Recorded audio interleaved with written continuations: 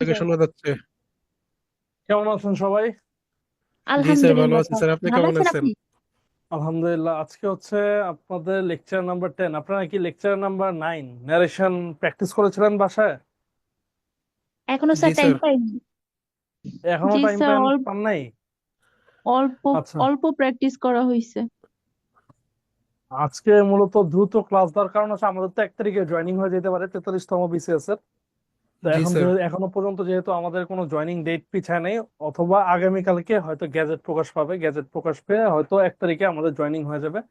সেই কারণে আমাদের ক্লাসগুলো দিয়েছে। আপনাদের জিকে ক্লাস কত পর্যন্ত হয়েছে একটু বলবেন? আপনাদের সাধারণ জ্ঞানের ক্লাসটা কত পর্যন্ত 4 হয়েছে? Number, lecture 4। জাতিসংঘ মাত্র চার? পর্যন্ত হয়েছে। মাত্র জাতিসংঘ পর্যন্ত হয়েছে? জি আচ্ছা, স্যার। এখানে কিছু কিছু ক্লাসগুলো এক্সক্লুসিভলি আমি নিতাম, মানে কিছু কিছু ক্লাস বলতে আপনাদের যে লেকচার নাম্বার 9 হচ্ছে ফাইন্যান্স এবং ব্যাংকিং। এই ব্যাপারে কি আমি আগে কথা বলেছিলাম আপনাদের সাথে? লেকচার না 9 স্যার। এবং আচ্ছা, আমি না একটু স্যার। এই ক্লাসের মাঝখানে একটু কথা বলে দিই, যেহেতু যদি ইন কেস ক্লাসটা নিতে আমি ব্যর্থ হই বা কোনো কারণে নিতে না পারি, সেক্ষেত্রে আপনারা লেকচার 9 থেকে কোন জায়গাগুলো একটু দেখবেন। এই লেকচার 9টা কিন্তু আমাদের কনসেপচুয়াল ইস্যু। স্যার, এটা কি জিকে পার্ট? জিকের লেকচার 9 থেকে যদি সম্ভব হয়, কারণ লেকচার 5, লেকচার 6, লেকচার 7 এগুলো অন্যান্য যে কোনো টিচারই নেয়, কিন্তু লেকচার 9 এবং লেকচার 10 সাধারণ জ্ঞানের বিজ্ঞান এবং প্রযুক্তি অংশটা এটা আমি নিতাম। কারণ একজন সাধারণ জ্ঞানের টিচার যে বিজ্ঞান এবং প্রযুক্তির ক্লাস নেয়, ব্যাপারটা কিন্তু এরকম না। বিজ্ঞান এবং প্রযুক্তি টোটালি একটা ডিফারেন্ট সাবজেক্ট সাধারণ জ্ঞানের থেকে। তো সাধারণ জ্ঞানের টিচাররা সাধারণত বিজ্ঞান এবং প্রযুক্তি ক্লাস না, তবে লেকচার 9 এবং লেকচার 10টা আমি নিতাম। যেহেতু মাত্র আপনাদের লেকচার 4 পর্যন্ত হয়েছে, আমি জাস্ট একটু আইডিয়া দিয়ে রাখি লেকচার 9 থেকে আপনারা কি এক্সপেক্ট করতে পারেন এবং লেকচার 10 থেকে আর কি কি পড়তে হবে। একটু সময় নেই নাকি? জি স্যার, জি অবশ্যই। স্যার। আচ্ছা, এখানে আমি একটু বলি যে এখানে দুইটা জিনিস আছে, একটা হচ্ছে ফাইন্যান্স অ্যান্ড ইনভেস্টমেন্ট, আরেকটা হচ্ছে ব্যাংকিং। ব্যাংকিং, এখানে দুইটা টপিক আছে, দুইটা মানে পার্ট আছে। দুইটা পার্ট আমাদের একটু ভালো মতো কনসেপচুয়াল ইস্যুগুলো ক্লিয়ার করতে হবে, তাহলে দুইটা লাভ হবে। এমসিকিউ পরীক্ষায় যদি কনসেপচুয়াল ইস্যু থেকে আসে তাহলে তো আমরা উত্তর করতে পারবো, রিটেনে আমরা খুব ভালো লিখতে পারবো ফোকাস রাইটিং। কারণ আমাদের ফোকাস রাইটিং গুলো ব্যাংক রিলেটেড আসে অনেক সময়, বা বিভিন্ন লোন রিলেটেড প্রশ্ন আসে। এছাড়া অনুবাদেও যদি আসে ব্যাংক রিলেটেড কোনো প্রশ্ন, ওইগুলো অ্যান্সার করতে পারবো। এবং আমাদের ভাইবা বোর্ডের প্রস্তুতি হয়ে যাবে। আমাদের ভাইবা বোর্ডের অনেকেই অনেক সন্দেহ থাকে যে স্যার ভাইবা আছে ব্যাংকের, ভাইবার জন্য কিভাবে প্রস্তুতি নিব। এটাই পুরো লেকচার 9। লেকচার 9 হচ্ছে রিটেন, প্রিলি এবং ভাইবা বেস। তো ফাইন্যান্স এন্ড ইনভেস্টমেন্ট আমরা শুরু করি। প্রথম হচ্ছে ইকোনমিক্স এর দুইটা ব্রাঞ্চ, মাইক্রো ইকোনমিক্স এবং ম্যাক্রো ইকোনমিক্স। ইকোনমিক্স দিয়ে মাইক্রো এন্ড ম্যাক্রো ইকোনমিক্স, কারণ এগুলো ভাইবা বোর্ডে জিজ্ঞাসা করে মাইক্রো ইকোনমিক্স কি, ম্যাক্রো ইকোনমিক্স কি, কোনটা কিসের মধ্যে পড়ে, ইনফ্লেশন কিসের মধ্যে হিসাব করা হয়, এরপরে জিডিপি গ্রোথ রেট কিসের মধ্যে হিসাব করা হয়, এই ব্যাপারগুলো একটু ক্লিয়ার আলোচনা থাকে। এরপরে আরেকটা গুরুত্বপূর্ণ আলোচনা থাকে যেটা ভাইবা বোর্ডে জিজ্ঞাসা করে, এটা হচ্ছে ফিসকাল পলিসি। ফিসকাল পলিসি কি এবং মনিটারি পলিসি কি। ফিসকাল পলিসি এবং মনিটারি পলিসি এগুলো কিভাবে নির্ধারণ করা হয়, এগুলা কি, এগুলা কিভাবে এফেক্ট করে, এই জাতীয় তথ্যগুলো দেওয়া হয়। এরপরে আসে হচ্ছে balance of trade, BOT. Balance of trade, বাণিজ্য ভারসাম্য। আর এটা হচ্ছে ব্যালেন্স অফ পেমেন্ট, বিওপি, লেনদেন ভারসাম্য কি। বিওটি কি, বিওপি কি, ব্যাংকের সাথে এগুলা কেমনে রিলেটেড। পরবর্তীতে আসা হচ্ছে কারেন্ট অ্যাকাউন্ট। কারেন্ট অ্যাকাউন্ট বা চলতি হিসাব বলতে কি বোঝানো হয়, কারেন্ট অ্যাকাউন্ট কি, কারেন্ট অ্যাকাউন্ট কিভাবে হিসাব করে। কারেন্ট অ্যাকাউন্টের পর আসা হচ্ছে একটা বাজেটারি ডেফিসিট। বাজেটারি ডেফিসিট বা বাজেটারি ডেফিসিট জিনিসটা কি, এটা কিভাবে সমন্বয় করা হয়, এগুলো প্রশ্ন কিন্তু করা হয়। আপনার বিভিন্ন প্রিভিয়াস ইয়ারের প্রশ্ন দেখলেই পাবেন। এই কারেন্ট অ্যাকাউন্ট এবং বাজেট ডেফিসিট দুইটাকে একত্রে বলা হয় টুইন ডেফিসিট। প্রশ্ন করা হয় টুইন ডেফিসিট কি, টুইন ডেফিসিট বলতে কি বোঝায়। যখন আপনার কারেন্ট অ্যাকাউন্ট ডেফিসিট থাকবে, বাজেট ডেফিসিট থাকবে, তখন এটাকে বলে টুইন ডেফিসিট। টুইন ডেফিসিট জিনিসটাই কি। এরপরে আমরা আসবো হচ্ছে জিডিপি, জিএনপি, জিএনআই। জিডিপি কাকে বলে, খুব কমনলি আস্কড কোয়েশ্চেন। জিডিপি কি, জিএনপি কি, জিডিপি, জিএনপি, জিএনআই এর পার্থক্য কি, এগুলো হিসাব করে কেমনে। একটা সূত্র আছে, কনজাম্পশন, ইনভেস্টমেন্ট, পাবলিক স্পেন্ডিং এবং নেট ইম্পোর্ট এক্সপোর্ট।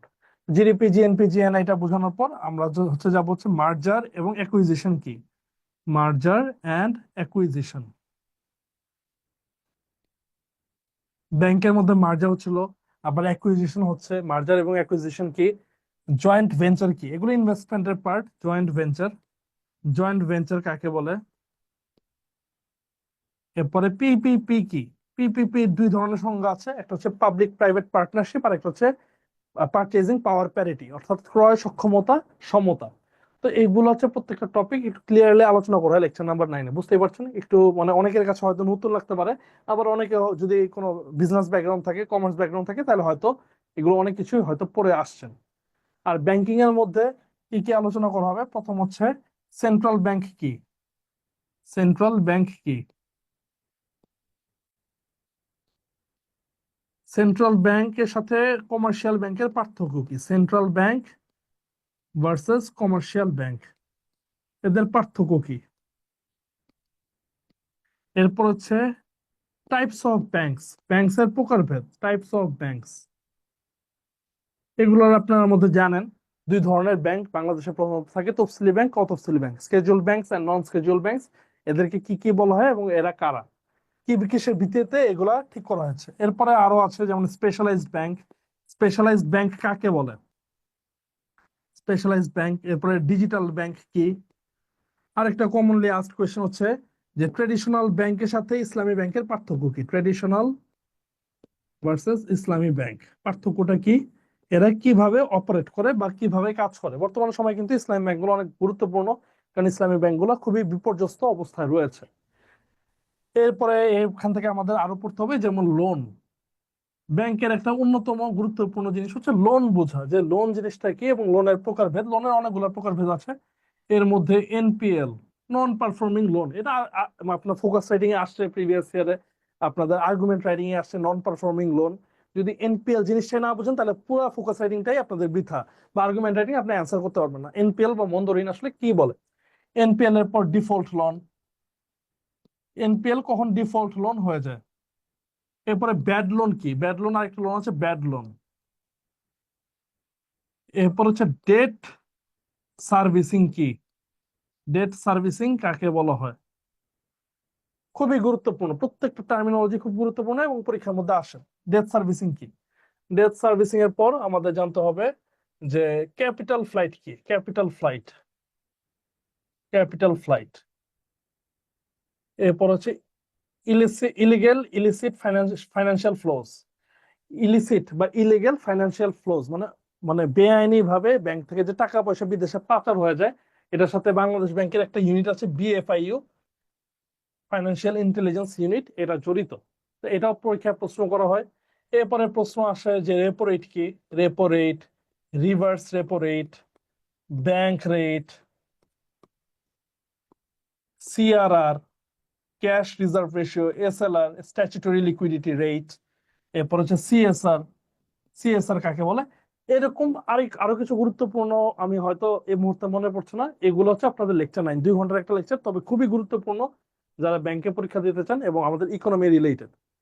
লেকচার 9টা কি আপনারা ক্লিয়ার, বুঝতে পেরেছেন যে কি ধরনের পড়ানো হয় লেকচার 9-এর জিনিসপত্রগুলো? স্যার জি স্যার। আশা স্যার করি বুঝতে মোবাইল পেরেছেন। ফিনান্সিয়াল সার্ভিস এটাও কি পড়তে হবে? হ্যাঁ, এমএফএস ব্যাংকিং এর মধ্যেই পড়ানো হয়, যে ডিজিটাল ব্যাংকিং এর আগে এমএফএস পড়ানো হয়, ফিনান্সিয়াল ইনক্লুশন আছে, এগুলো সবই আছে, কোনো কিছু বাদ যাবে না। মানে ঠিক মোটামুটি আছে স্যার। গুরুত্বপূর্ণ ব্যাংকের, যেমন লাইবর রেটিং কি? লাইবর রেটিং, লাইবর রেটিংটা কি? এসওএফআর কি? এরপরে ক্রলিং প্যাক কি? ক্রলিং প্যাক নীতিটা কাকে বলে? ইত্যাদি আরো অনেক কিছু আছে।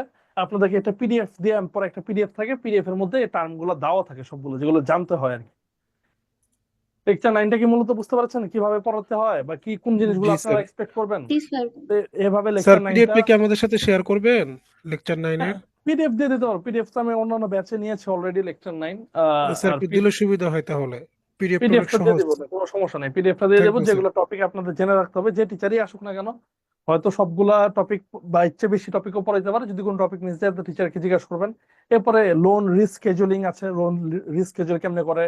এরপর হচ্ছে লোন সার্ভিসিং আছে, ডেট সার্ভিসিং আছে। আশা করি মোটামুটি বুঝতে পেরেছেন। লেকচার 9টা খুবই গুরুত্বপূর্ণ, আমি জাস্ট বলে গেলাম যেহেতু আপনাদের মাত্র লেকচার 4 পর্যন্ত হয়েছে, না হলে লেকচার জিকে 9টা ক্লাস নিয়ে তো নিতে আমরা হবে। পাইনি স্যার, এই জন্য স্যার এত পিছানো আমরা। বুঝি নাই?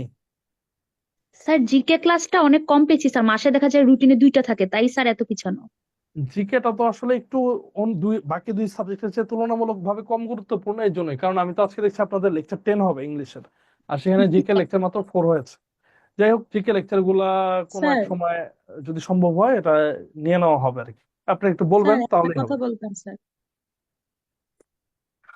তাহলে এই গেল হচ্ছে লেকচার 9। আর লেকচার 10, স্যার লেকচার 10 বলেন। স্যার আপনি যদি আমাদের লেকচার 9টা যদি আমাদের ট্যাবে নিয়ে দিতেন তাহলে তো ভালো হতো আমাদের জন্য। আমাদের আগে দেখি জয়েনিংটা কবে হয়, যদি 1 তারিখ জয়েনিং হয়ে যায় সেক্ষেত্রে তো আমি অবশ্যই ব্যস্ত হয়ে যাব প্রথম দিকে।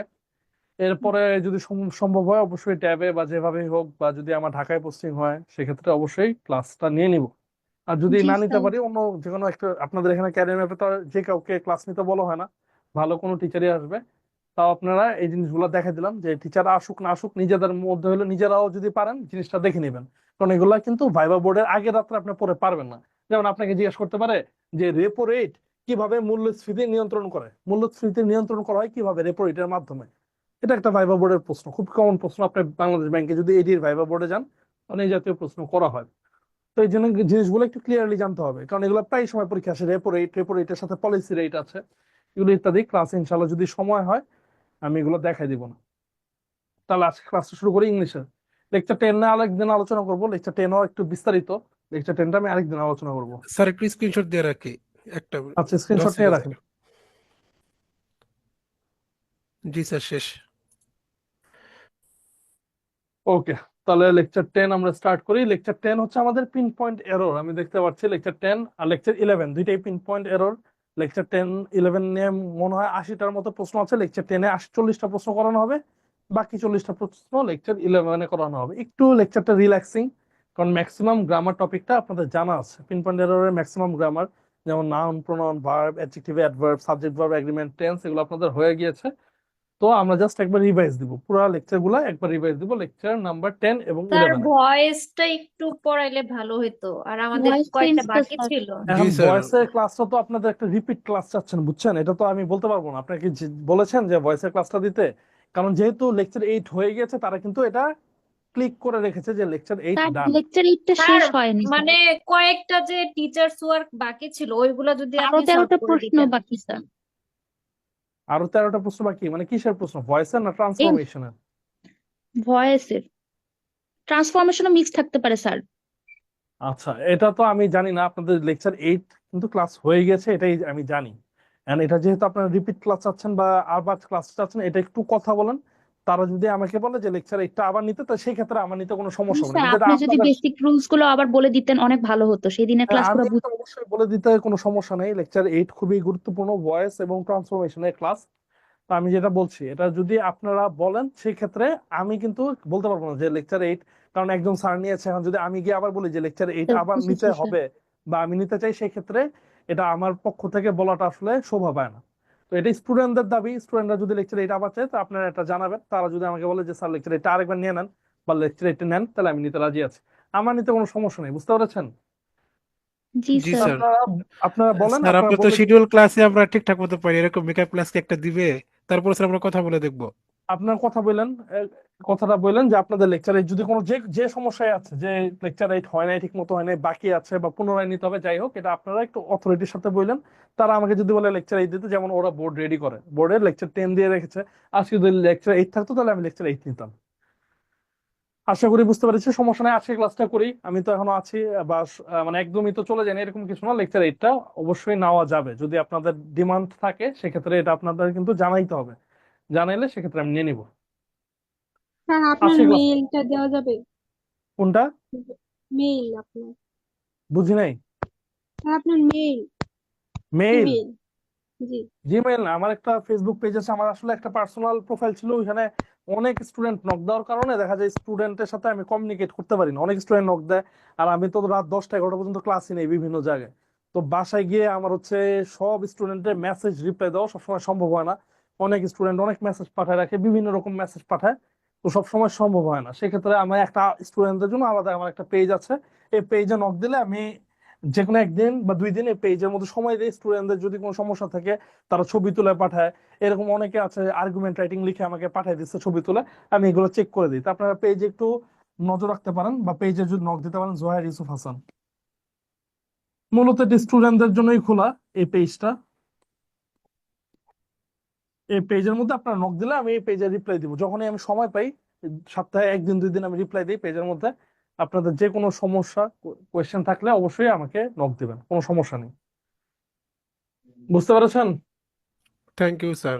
আর ইমেল তো আসলে দেখেন, জিমেইলের তো আপনার অবস্থায় জানেন, জিমেইল তো বারবার ফুল হয়ে যায়, দেখা যায় আমাদের জিমেইলে স্পেস নাই, বুঝছেন? জিমেইল স্পেস স্টোরেজ থাকার কারণে আমার একটা আলাদা প্রাইভেট জিমেইল আছে, ওইটা আমি একটু প্রাইভেট রেখেছি, কারণ ওখানে না হলে আমার অতিরিক্ত মেইল আসে। তো আপনাদের জন্য এই জন্য একটা পেজ আছে, পেজের মধ্যে আপনারা নক দিলে, আজকে নক দিলে যে কালকে রিপ্লাই পাবেন ব্যাপারটা এরকম না। আমি যদি থাকি ইনস্ট্যান্ট রিপ্লাই দিই, না থাকলে মনে করেন 1-2 দিন সময় লাগতে পারে, তবে আপনারা রিপ্লাই পাবেন। জি স্যার, আপনার ঠিক আছে? হ্যান্ড নোটটা একটু দিয়ে দেন যদি আগে পরে না ক্লাস হয়। বুঝি নাই, কি বলেন? জিকে হ্যান্ড নোটটা স্যার ওই যে 9-এর উপরে যে পিডিএফটা আছে সেই পিডিএফটা শেয়ার করে দিন স্যার। লেকচার স্যার আপনি 9 না বললে, স্যার লেকচার 9-এর উপরে যে পিডিএফ আছে আচ্ছা, কোনো জিকে, সমস্যা নেই, আপনারা নক দেন যে স্যার আমি অমুক ব্যাচের স্টুডেন্ট, লেকচার 9-এর পিডিএফটা শেয়ার করে দেন। তো আমি যখন বাসায় থাকবো আমি পিডিএফটা শেয়ার করে দেবো, না কোনো সমস্যা নেই। জি আচ্ছা, স্যার। তাহলে শুরু করে আসি ক্লাসটা। লেকচার নাম্বার 10, লেকচার নাম্বার 10 এর নাম্বার 1 প্রশ্ন, একটা পিন পয়েন্ট এরর দেওয়া আছে। The production of different kinds of artificial materials are essential to the conservation of our natural resources, no error. এখানের মধ্যে ভুল কোন অংশটা আছে বলেন দেখি। এতে কাইন্ডস এর জায়গায় কাইন্ড হবে। বাকিরা একটু বলেন, সকলেরই একটা আমি একটু চাচ্ছি, বাকিরা একটু উত্তর দেন, কি হবে স্যার উত্তরটা? বি। বি। আর এ হবে। আচ্ছা, এ হবে, এ বলছেন আর কি বি হবে? বলছেন, নো এরর। আরেকজন ই বলছেন। আচ্ছা, এখানে আসলে সমস্যাটা কি আমি দেখেন বলছি। স্যার এটা হচ্ছে বি। সাবজেক্ট ভার্ব এগ্রিমেন্টের একটা সমস্যা, আমাদের সাবজেক্ট চিনতে হবে। সাবজেক্ট ভার্ব এগ্রিমেন্টের ক্লাসটা কি আপনাদের আমি নিয়েছিলাম? না, না স্যার। না স্যার আচ্ছা, আপনি নেন নাই। কোনো সমস্যা নেই, তাহলে এই ক্লাসে আমি একটু আলোচনা করছি। আমাদের একদম গ্রামার বা ইংলিশ সেন্টেন্সের বেসিক স্ট্রাকচার হচ্ছে সাবজেক্ট ভার্ব অবজেক্ট। এই তিনটা আমাদের একটু চেনা লাগবেই, গ্রামার বুঝতে হইলে। এগুলো হচ্ছে ইংলিশ সেন্টেন্সের কোর স্ট্রাকচার বা কোর অ্যাসপেক্ট। সাবজেক্ট ভার্ব অবজেক্টকে চিনতে পারা। ভার্ব কাকে বলে? যেগুলা কোনো কাজ বোঝায় সেগুলোই হচ্ছে ভার্ব। যে কোনো ধরনের কাজ হতে পারে, যে কোনো ক্রিয়া হয় সেগুলোকে ভার্ব বলে। আর ক্রিয়াটা সম্পাদন করে যে, তাকে বলা হয় সাবজেক্ট। ক্রিয়া সম্পাদনকারীকে সাবজেক্ট বলে। সাবজেক্ট আমরা কিভাবে চিনতে পারবো? অ্যাক্টিভ ভয়েসের ক্ষেত্রে সাবজেক্টকে আমরা চিনতে পারি কে বা কারা দ্বারা প্রশ্ন করলে। ভার্বকে যদি আপনি কে বা কারা দ্বারা প্রশ্ন করেন, তাহলে অ্যাক্টিভ ভয়েসে আমরা সাবজেক্ট পাবো। আর প্যাসিভ ভয়েসে আমাদের সাবজেক্ট পাইতে হলে ভার্বকে কি দ্বারা প্রশ্ন করতে হয়। এই দুইটা যদি মনে রাখেন, আপনাদের সাবজেক্ট চিন্তার কোনো সময় সমস্যা হবে না। ভার্বকে কে বা কারা দ্বারা প্রশ্ন করবেন অ্যাক্টিভ ভয়েসে, প্যাসিভ ভয়েসে ভার্বকে কি দ্বারা প্রশ্ন করবেন। যেমন হি এইট দ্য ক্যান্ডি, আমাদের ভার্ব কোনটা? ভার্ব হচ্ছে এইট। তাহলে আমি যদি জিজ্ঞাসা করি হু এইট দ্য ক্যান্ডি, ভার্বকে যদি প্রশ্ন করি কে খেয়েছিল, উত্তর কি আসবে? হি। কি তাহলে হিটা কি আমাদের সাবজেক্ট, সাবজেক্ট। আর কি খেয়েছিল এটা হচ্ছে object. Candy. Subject verb object. Active ভয়েসে সাবজেক্ট পাইতে হলে আমরা কে বা কার দ্বারা প্রশ্ন করবো। যেমন আমি যদি বলি দে এইট দ্য ক্যান্ডি, তাহলে কারা চকলেট খেয়েছিল, উত্তর আসবে দে, কে বা কারা দ্বারা। অ্যাক্টিভ ভয়েস কে প্যাসিভ করার সিস্টেম তো খুব ইজি, অবজেক্ট হয়ে যায় সাবজেক্ট, তাহলে দ্য ক্যান্ডি আসবে, দ্য ক্যান্ডি। এরপরে আমাদের যে ভার্বটা আছে, ভার্বের আগে একটা অক্সিলারি ভার্ব দিতে হবে, যেহেতু ভার্বটা পাস্ট টেন্স এর জন্য অক্সিলারি ভার্ব আসবে ওয়াজ। প্লুরাল হলে ওয়্যার আসতো, the candy was eaten, eater past participle eaten. এরপর সাবজেক্ট হয়ে যাবে অবজেক্ট, ইটেন বাই হিম, শেষ। ভয়েস তো খুবই ইজি, এর হচ্ছে ভয়েসের স্ট্রাকচার। তাহলে এখানে আমাদের যদি সাবজেক্ট পেতে হলে কিভাবে প্রশ্ন করতে হবে, কি দ্বারা প্রশ্ন করতে হবে। তাহলে was eaten, what was eaten by him, তার দ্বারা কি খাওয়া হয়েছিল, তাহলে উত্তর আসবে ক্যান্ডি। তাহলে এই ক্ষেত্রে আমাদের সাবজেক্ট হচ্ছে ক্যান্ডি। তাহলে সাবজেক্ট ভার্ব এগ্রিমেন্ট বুঝতে হলে আমাদের সাবজেক্ট চিনতে হবে। ভার্ব তো আমরা খুব ইজিলি চিনতে পারি। ভার্বকে কে বা কারা দ্বারা প্রশ্ন করলে অ্যাক্টিভ ভয়েসে সাবজেক্ট পাওয়া যায়, আর প্যাসিভ ভয়েসে কি দ্বারা প্রশ্ন করলে সাবজেক্ট পাওয়া যায়। এখন আমি যদি একটা বাক্য লিখি, the trees of this forest, the trees of this forest is are expensive, কি হবে উত্তর বলেন দেখি? ইজ হবে না আর হবে? আর। The trees of this forest is expensive না আর এক্সপেন্সিভ? ইজ। একজন আর বলছে এক্সপেন্সিভ। আর হবে। আর হবে। ইজ কি হবে? আর হবে স্যার। না না স্যার। স্যার। এটা ফ্রিজ যদি আছে। আমাদের ভার্ব হয়, এটা হচ্ছে আমাদের ভার্ব। ভার্ব ডিপেন্ড করে সাবজেক্টের উপর। তা আমাদের সাবজেক্ট চিনতে হবে। তাহলে আমরা কিভাবে প্রশ্ন করব যে কে এক্সপেন্সিভ বা কারা এক্সপেন্সিভ, উত্তর কি আসবে? Trees, the the trees. Trees. The trees হচ্ছে আমাদের সাবজেক্ট। সাবজেক্ট যেহেতু প্লুরাল, তাহলে কি ইজ হবে না আর হবে? আর আর হবে। তাহলে স্যার মাঝখানে এই জিনিসটা কি? এটা সাবজেক্ট না, এটা কে বলা হয় প্রিপোজিশনাল ফ্রেজ। কি বলা হয়? Prepositional phrase. ফ্রেজ কাকে বলে? ফ্রেজ মানে হচ্ছে শব্দগুচ্ছ, যে শব্দগুচ্ছের মধ্যে সাবজেক্ট এবং ভার্ব অনুপস্থিত। তাহলে অফ দিস ফরেস্ট, তিনটা শব্দ, তার মানে শব্দগুচ্ছ। এই তিনটা শব্দের মধ্যে সাবজেক্ট ভার্ব অনুপস্থিত আছে, তাহলে এটা একটা ফ্রেজ। এটা কি ফ্রেজ? প্রিপোজিশনাল ফ্রেজ, কারণ এটা একটা প্রিপোজিশন দ্বারা শুরু হয়েছে। তাহলে সাবজেক্ট এবং ভার্বের মাঝে দূরত্ব সৃষ্টি করার একটা অন্যতম পদ্ধতি হচ্ছে প্রিপোজিশনাল ফ্রেজ। তাহলে আমি যদি প্রিপোজিশনাল ফ্রেজটা বাক্য থেকে বাদ দিয়ে দিই, তাহলে আমাদের বাক্যের উপর কোনো ইম্প্যাক্ট পড়ে না। তাহলে আমি কি বলতে পারি? The trees are expensive. এখন কিন্তু সবাই বুঝতে পেরেছেন এটা ফরেস্টের জন্য ইজ হয় নাই, ট্রিজের জন্য কি হয়েছে? আর হয়েছে। দেখেন তো বুঝতে পেরেছেন কিনা? জি স্যার, বুঝতে পারছি। জি স্যার। জি স্যার। তাহলে একটু আপনার এটা বলেন দেখি। The study of languages is are interesting. Is are sir, is is হবে হবে। ইজ স্যার, ঈদ হবে, হবে। ইজ। স্যার ইজ হবে না এখানে? কে ইন্টারেস্টিং? দ্য স্টাডি হয় study. Sir. The the study. Study. তাহলে সাবজেক্ট আর এটা যেহেতু ভার্ব, তাহলে ইজ হবে। সাবজেক্ট এবং ভার্বের মাঝে এটা কি আছে? ফ্রেজ আছে। কি ফ্রেজ? Prepositional phrase. কেন প্রিপোজিশনাল ফ্রেজ? অফ দ্বারা স্টার্ট হয়েছে, প্রিপোজিশন দ্বারা স্টার্ট। তাহলে এটা আমাদের সবসময় হিসাবের বাইরে রাখতে হবে। তাহলে দ্য স্টাডি আর ইন্টারেস্টিং, খুবই সরি ইজ ইন্টারেস্টিং। বুঝতে পেরেছেন? জি স্যার। স্যার এটা কি জি সব স্যার। সময় যদি এরকম থাকে তাহলে ওটাকে কি বাইরে রাখবো? কোনটা সবসময়? Prepositional phrase. Prepositional phrase. Prepositional phrase সবসময় বাইরে রাখবেন কয়েকটা শব্দ বাদে: মেজরিটি, মাইনরিটি, জি স্যার। পার্সেন্ট, পোর্শন আর most. Most, majority, minority, percent, sir portion, যেগুলো দ্বারা প্রায়োরিটি বুঝাবে সেগুলোকে বাদ দিয়ে। এগুলা বাদে। ধরেন জি sir. Most of my study is are finished. এখানে আর কি হবে? হবে ইজ স্যার, ফিনিশড হবে না আর ফিনিশড হবে? আর হবে ইজ। স্যার, অধিকার। ইজ হবে। Most of. এখানে আমাদের সাবজেক্ট হচ্ছে স্টাডি। Study is finished. কি ফিনিশড হয়েছে বা কে ফিনিশড হয়েছে? স্টাডি। আমি স্টাডি। যেটা বললাম, আপনাদের সাবজেক্ট ভার্ব এগ্রিমেন্টের ক্লাসটা আমি নিয়ে নিই। আমি জানি না আপনাদের রুলগুলো কিভাবে শেখানো হয়েছিল, তবে এটা মনে রাখতে হয় যে মেজরিটি, মাইনরিটি, পার্সেন্ট, পোর্শন এবং মোস্ট থাকলে আমরা ঠিক এই ভার্বের আগে যে আছে সিঙ্গুলার। তাকে সাবজেক্ট হিসেবে গণ্য করব। জি স্যার। বুঝতে পারছেন? জি স্যার। জি স্যার। এছাড়া সবসময় প্রিপোজিশনাল ফ্রেজ এভাবেই ব্যবহার করা হয়। তাহলে এই বাক্যটা দেখি। এই বাক্যের মধ্যে আমাদের সাবজেক্ট কোনটা? The production. Production. The production.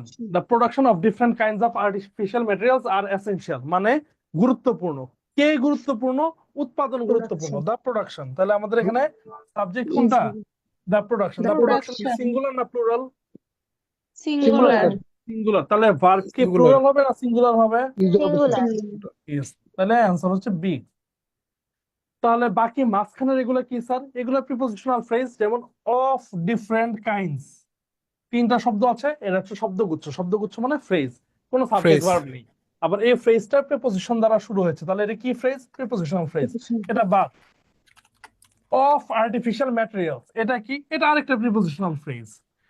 তিনটা শব্দ আছে, সাবজেক্ট ভার্ব নাই, তাহলে এটা একটা ফ্রেজ। এই ফ্রেজটা শুরু হয়েছে প্রিপোজিশন দ্বারা, তাহলে এটা কি ফ্রেজ? Prepositional phrase. তার মানে সাবজেক্ট এবং ভার্বের মধ্যে দূরত্ব সৃষ্টি করার একটা অন্যতম মাধ্যম হচ্ছে প্রিপোজিশনাল ফ্রেজ। এগুলো যদি আমরা বাক্য থেকে বাদ দিয়ে দিই, তাহলে দ্য প্রোডাকশন ইজ হবে না আর হবে? বলেন। ইজ। ইজ, স্যার খুবই ইজ easy। হবে। ইজ। দেখেন বুঝতে পেরেছেন কিনা এক নাম্বারটা? সবাই ক্লিয়ার কিনা জি বলেন। স্যার। জি স্যার। স্যার এটা অর্থ তাহলে বলবেন কি?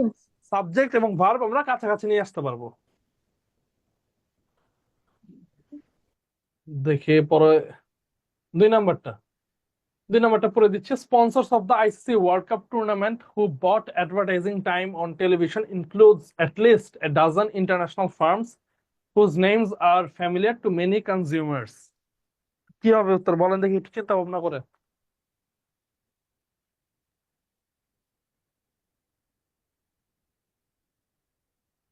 স্যার ডি হবে। ডি। আচ্ছা, ডি কেন হবে? স্যার একটু ভেবে বলতেছে। স্যার আইসিসি ওয়ার্ল্ড কাপ এখানে ব্যক্তিকে বোঝাচ্ছে না, একটা খেলা মানে টুর্নামেন্ট বোঝাচ্ছে, আসর বোঝাচ্ছে। জি স্যার, স্পন্সর। হুইস স্যার হবে বি। স্যার, বি হবে হবে না বি? স্যার, হুজের জায়গায় হুইস হবে। কেন উইচ হবে? হুজ স্যার মানে এটা হচ্ছে একটু যার। বস্তুবাচক। হু স্যার এবং বি। হুম হয়, হু এবং হুম হয় ব্যক্তিবাচকের ক্ষেত্রে, ব্যক্তিবাচকের ক্ষেত্রে। আর প্রাণীবাচক বা বস্তুবাচকের ক্ষেত্রে হয় উইচ বা দ্যাট। তবে হুজ দুইটার ক্ষেত্রেই বসতে পারে। হুজ মানে হচ্ছে যার। হুজে কোনো সমস্যা নেই, হুজ তো ঠিক আছে, ইন্টারন্যাশনাল ফার্ম বোঝাচ্ছে, এটা একটা স্যার রিলেটিভ বি প্রোনাউন। হবে, ইনক্লুড। ভেরি গুড, এটা বি হবে, ইনক্লুড। এবং ভার্বটা সিঙ্গুলার না হয় প্লুরাল হবে। প্লুরাল হবে কেন? আমাদের সাবজেক্টটা বাই করতে স্পন্সরস হবে। আছে। সাবজেক্টকে ইনক্লুড। কে ইনক্লুড করে? কে করে ইনক্লুড? স্পন্সর। স্পন্সরস। যে স্পন্সর, সেটা হচ্ছে আমাদের সাবজেক্ট। সাবজেক্ট না চিনলে কিন্তু ভাই পিন পয়েন্ট এরর পারা সম্ভব না। স্পন্সরস। তাহলে স্যার বাকি এগুলো কি? এগুলো প্রিপোজিশনাল ফ্রেজ। এই যে অফ দ্বারা শুরু প্রিপোজিশনাল হয়েছে, phrase. Of the ICC World Cup tournament, prepositional phrase. এরপরে হু একটা relative pronoun. Who relative pronoun কাকে বোঝাচ্ছে? এই প্রিপোজিশনাল ফ্রেজটাকে বোঝাচ্ছে। হু বট অ্যাডভার্টাইজিং টাইম, এগুলো পুরোটা আমরা বাদ দিতে পারি। অন টেলিভিশন আরেকটা প্রিপোজিশনাল ফ্রেজ, এগুলো সব বাদ। তাহলে এগুলো যদি আমরা বাক্য থেকে বাদ দিয়ে দিই, তাহলে আমাদের স্পন্সরস এর পর ইনক্লুড হবে না ইনক্লুডস হবে? বলেন। ইনক্লুড। স্পন্সর যেহেতু প্লুরাল, তাহলে ইনক্লুডস হবে না ইনক্লুড হবে। At least a dozen international firms, এই হুজ দ্বারা ইন্টারন্যাশনাল ফার্মস কে বোঝানো হচ্ছে রিলেটিভ প্রোনাউন, ঠিক আগেরটাকে মডিফাই করে। Whose names are familiar to many consumers. দেখেন তো বুঝতে পেরেছেন কিনা? জি জি স্যার। কঠিন নাকি ইজি বলেন দেখি? Sir easy. একটু খেয়াল করতে হয়। স্যার। সাবজেক্ট চিনতে হবে, সাবজেক্ট না চিনলে কিন্তু বাক্য গঠন করাই কঠিন। সাবজেক্ট চিনবেন কিভাবে এটা শিখালাম। সাবজেক্ট থেকে অপ্রয়োজনীয় অংশগুলো কিভাবে পৃথক করবেন, যেমন প্রিপোজিশনাল ফ্রেজ পৃথক করেছি, বাদ দিলাম। আবার এই হু দ্বারা এই প্রিপোজিশনাল ফ্রেজটাকেই বোঝানো হচ্ছিল, তাহলে হু এর এটাও পুরোটা বাদ হয়ে যাবে। 3 number, buying clothes are often a very time consuming practice because those clothes that a person likes are rarely the ones that fit him or her. আর এ ইজ হবে স্যার, এ কি হবে। হবে? এ ইজ হবে স্যার। ইজ হবে স্যার। স্যার ডি ভেরি হবে গুড, কি? ও আচ্ছা। এ। আচ্ছা, কেন এ হয়েছে? এখানে আমাদের সাবজেক্ট হচ্ছে বাইংটাকে বাইং। এটা হচ্ছে buying verb plus ING. Verb plus ING যখন নাউন হিসেবে কাজ করে তখন তাকে কি বলা হয়? জেরান্ড। আর জেরান্ড যদি সাবজেক্ট হয়, তাহলে জেরান্ড সবসময়, সাবজেক্ট সবসময় সিঙ্গুলার। সিঙ্গুলার জেরান্ড হবে। যেহেতু ভার্ব প্লাস আইএনজি, এটা যদি সাবজেক্ট হয় বাইং, তার মানে এটা সবসময় সিঙ্গুলার। তাহলে সিঙ্গুলার হয় বাইং আর হবে না বাইং ইজ হবে? ইজ। ইজ। এটাও সাবজেক্ট ভার্ব এগ্রিমেন্টের একটা নিয়ম। যারা সাবজেক্ট ভার্ব এগ্রিমেন্ট নিয়ে সমস্যায় ভুগছেন, তারা লেকচার নাম্বার 6টা আরেকবার রিপিট করেন। লেকচার নাম্বার 6টা আরেকবার রিপিট করেন। Buying clothes is. ধরেন আমি যদি এরকম আপনাদেরকে একটা বাক্য দিই,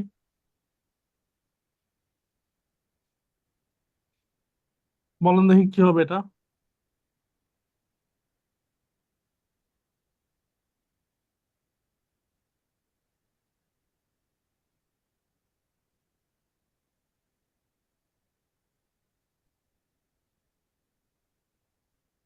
ইজ হবে।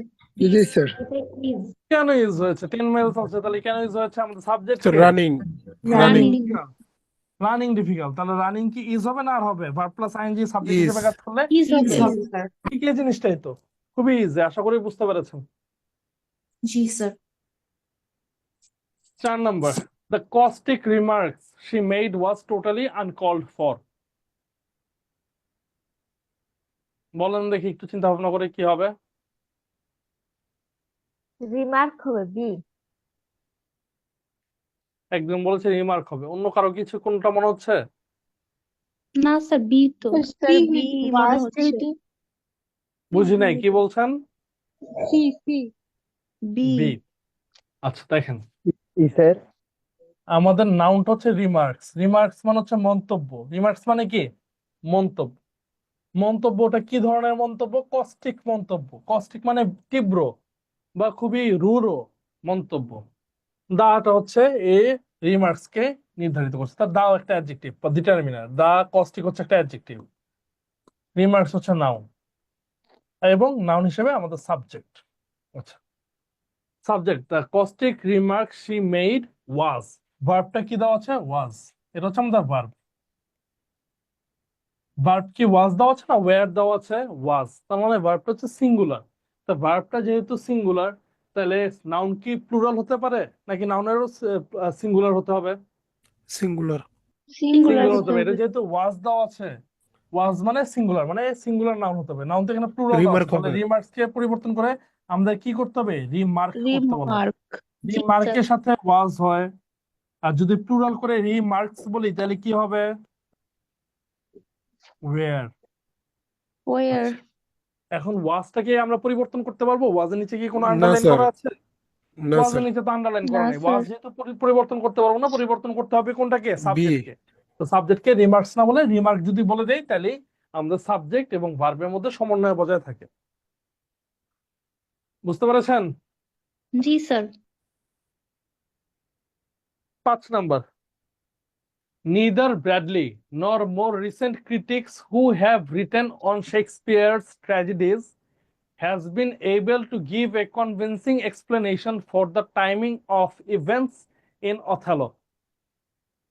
C number C number have have হবে have হবে। কি হবে তাহলে বি নাম্বারে? স্যার সি নাম্বার হ্যাজ এর জায়গায় হ্যাভ হবে। সি নাম্বার বলছেন হ্যাজ এর জায়গায় হ্যাভ হবে। বিন কেন আছে has স্যার। এর জায়গায় হ্যাভ হয়েছে? বিন থাকলে বিনের সাথে তো হ্যাঁ না। কেন হ্যাজ বিনও তো হয়। হ্যাঁ হ্যাঁ স্যার। স্যার শেক্সপিয়ার ট্র্যাজেডিস এটা তো প্লুরাল আছে। আমাদের সাবজেক্ট কি শেক্সপিয়ার ট্র্যাজেডিজ? নর না সাবজেক্ট স্যার। চিনতে পারতেছেন না? সাবজেক্ট ভার্ব এগ্রিমেন্ট ক্লাস কি করছেন বুঝলাম না তো। স্যার সবগুলাই সিটি ভুল হবে স্যার। করতেছেন। স্যার এখন সিটি স্টার সাবজেক্টটা। সাবজেক্ট কি বলেন? নরের স্যার পরে সিটি যেটা মোর স্যার রিসেন্ট নরের পর একটা হবে স্যার, যেহেতু নাইদার নট দিয়ে আছে তাহলে সেকেন্ডটা হবে স্যার। আমাদের সাবজেক্ট হচ্ছে ক্রিটিক্স। জি স্যার, সিটি সেকেন্ডটা হবে। ক্রিটিক্স যেহেতু প্লুরাল, এই জন্য ভার্বটাও প্লুরাল হবে। এই জন্য হ্যাজ না হয় কি হবে? হ্যাভ। হ্যাভ হবে স্যার। দেখেন বুঝছেন কয়জন? বুঝলে বলেন বুঝছি, না বুঝলে বলেন বুঝি নাই, তাহলে বুঝাই দিই। স্যার বুঝতে পারছি। বুঝেছি স্যার। বুঝতে পারেন না এমন কেউ আছে? থাকলে বুঝাই দেই, নাহলে কিন্তু পরে বুঝতে পারবেন না। স্যার বুঝাই দেন। বুঝাই দেন। স্যার আবার এতক্ষণ একটু পরে বলেন কেন? স্যার। হ্যাঁ, দেখেন একটা নিয়ম আছে। নিয়মটা হচ্ছে যে ইদার অর, নাইদার নর। ইদার অর, নিদার নর, আর হচ্ছে not only but also. Not only but also. Second subject. Either or, neither নর, নট অনলি বাট অলসো দ্বারা যদি দুইটি সাবজেক্ট যুক্ত থাকে, এখানে একটা সাবজেক্ট, এখানে একটা সাবজেক্ট, এখানে একটা সাবজেক্ট, এখানে একটা সাবজেক্ট, এখানে একটা সাবজেক্ট থাকবে, এখানে একটা সাবজেক্ট থাকবে। ইদার অর, নিদার নর, নট অনলি বাট অলসো দ্বারা যদি দুইটি সাবজেক্ট যুক্ত থাকে, তাহলে এদের পরে যে ভার্বটা হবে, এই ভার্ব কাকে অনুসরণ করবে? প্রথম সাবজেক্ট না দ্বিতীয় সাবজেক্ট? দ্বিতীয় ভার্ব স্যার। অনুসরণ করবে দ্বিতীয় সাবজেক্টকে, মানে ক্লোজেস্ট সাবজেক্টকে, যে সাবজেক্টটা কাছাকাছি আছে। বুঝতে পেরেছেন? জি স্যার। তাহলে এখানে দেওয়া আছে নিদার। নিদার দিয়ে বাক্যটা শুরু হয়েছে নিদার। নিদারের পর একটা সাবজেক্ট আছে, সাবজেক্টের নাম হচ্ছে ব্র্যাডলি। নর, নরের পর আরেকটা সাবজেক্ট হচ্ছে মোর রিসেন্ট ক্রিটিক্স। তাহলে সাবজেক্ট হচ্ছে ক্রিটিক্স, একটা সাবজেক্ট হচ্ছে ব্র্যাডলি, আর একটা সাবজেক্ট হচ্ছে ক্রিটিক্স। তাহলে এই যে ভার্বটা আছে, ভার্বটা কাকে অনুসরণ করবে? ব্র্যাডলি কে না ক্রিটিক্স কে? ক্রিটিক্স। ক্রিটিক্স কে। যেহেতু দ্বিতীয় সাবজেক্টে ক্রিটিক্স বা ক্লোজেস্ট সাবজেক্ট ক্রিটিক্স, তাহলে এই জন্য হচ্ছে আমাদের হ্যাভ হয়েছে। সাবজেক্টটা হচ্ছে হ্যাভ। তার মানে কে এক্সপ্লেনেশন দিতে পারে নাই কনভিন্সিং? ব্র্যাডলিও দিতে পারে নাই, ক্রিটিক্সও দিতে পারে নাই। তাইলে আমাদের ভার্বটা কোন সাবজেক্টকে অনুসরণ করবে? ক্রিটিক্সকে অনুসরণ করবে, যেহেতু ক্রিটিক্স হচ্ছে ক্লোজেস্ট সাবজেক্ট। বুঝতে পেরেছেন? জি স্যার। জি স্যার। জি স্যার, বুঝতে পারছি। 6 number, neither of the answers provided in the memorandum address my concerns about the validity of the procedure. Sir এটা এ হবে, মেমোরেন্ডা। আচ্ছা, বাকি আর কেউ আছে অন্য ভিন্ন উত্তরের? স্যার বি হবে, sir B. B number address plural হবে, অ্যাড্রেসেস। অ্যাড্রেসটার সাথে ইয়াস হবে স্যার মনে হয়। আচ্ছা, অ্যাড্রেসটা এখন প্লুরাল দেওয়া আছে, অ্যাড্রেসটাকে সিঙ্গুলার করতে হবে। সিঙ্গুলার করবো হচ্ছে অ্যাড্রেসেস দিয়ে, তার মানে আমাদের উত্তরটা হচ্ছে বি। বি কেন উত্তর হইলো স্যার? আচ্ছা, একটু বুঝাই দেই। দেখেন, আমরা জানি সাধারণত ইদারের পর কি হয়? অর। ইদারের পর কি আসে? অর। আর নিদারের পর কি আসে? নর। নর। এখন ইদারের পর যদি অর এবং নিদারের পর যদি নর না থাকে, সেক্ষেত্রে ইদার এবং নিদার সর্বদা সিঙ্গুলার। ইদারের পর অর এবং নিদারের পর ন থাকলে ইদার এবং নিদার সর্বদা সিঙ্গুলার হিসেবে ব্যবহৃত হবে, এবং এদের পর যে ভার্ব আসবে, ভার্বও চোখ বন্ধ করে সিঙ্গুলার দিতে হবে, আর কোনো কিছুই না। তাহলে এখানে নিদার আছে, neither of the answers provided in the memorandum. Address হবে না অ্যাড্রেসেস হবে, যেহেতু নিদার সিঙ্গুলার তাহলে এটাকেও সিঙ্গুলার করতে হবে। সিঙ্গুলার মানে ভার্বের শেষে এস বা ইএস যুক্ত করা, তাহলে অ্যাড্রেসের পরে আমরা এস বা ইএস যুক্ত করে দিয়েছি। দেখেন তো বুঝতে পারছেন কিনা? জি স্যার। জি স্যার। স্যার এখন যিনি বলেছেন স্যার মেমোরেন্ডাম হবে, আসলে মেমোরেন্ডাম কেন হবে? দেখেন, মেমোরেন্ডাম তো সাবজেক্ট না। অফ দ্য অ্যান্সার্স প্রোভাইডেড, এটা হচ্ছে প্রিপোজিশনাল ফ্রেজ। অফ দ্বারা শুরু ফ্রেজ, এটা বাদ। ইন দ্য মেমোরেন্ডাম, ইন দে শুরু একটা প্রিপোজিশন, মেমোরেন্ডাম প্রিপোজিশনাল ফ্রেজ বাদ। তাহলে নিডার অ্যাড্রেস হবে না অ্যাড্রেসেস হবে? বলেন। অ্যাড্রেসেস। দেখেন, বুঝতে পেরেছেন কিনা? জি স্যার আবারও বলছি, সাবজেক্ট ভার্ব এগ্রিমেন্টের ক্লাসটা কিন্তু রিপিট করবেন। আপনাদের কিন্তু অনেকেরই ম্যাসিভ প্রবলেম আছে, আমি দেখতে পাচ্ছি। খুবই ইজি ইজি রুল গুলা আপনারা জানেন না, সেই ক্ষেত্রে যারা বুঝতে পারছেন না তারা লেকচার 6টা আরেকবার রিপিট করবেন। লেকচার 6 হচ্ছে আমাদের সাবজেক্ট ভার্ব এগ্রিমেন্টের উপর।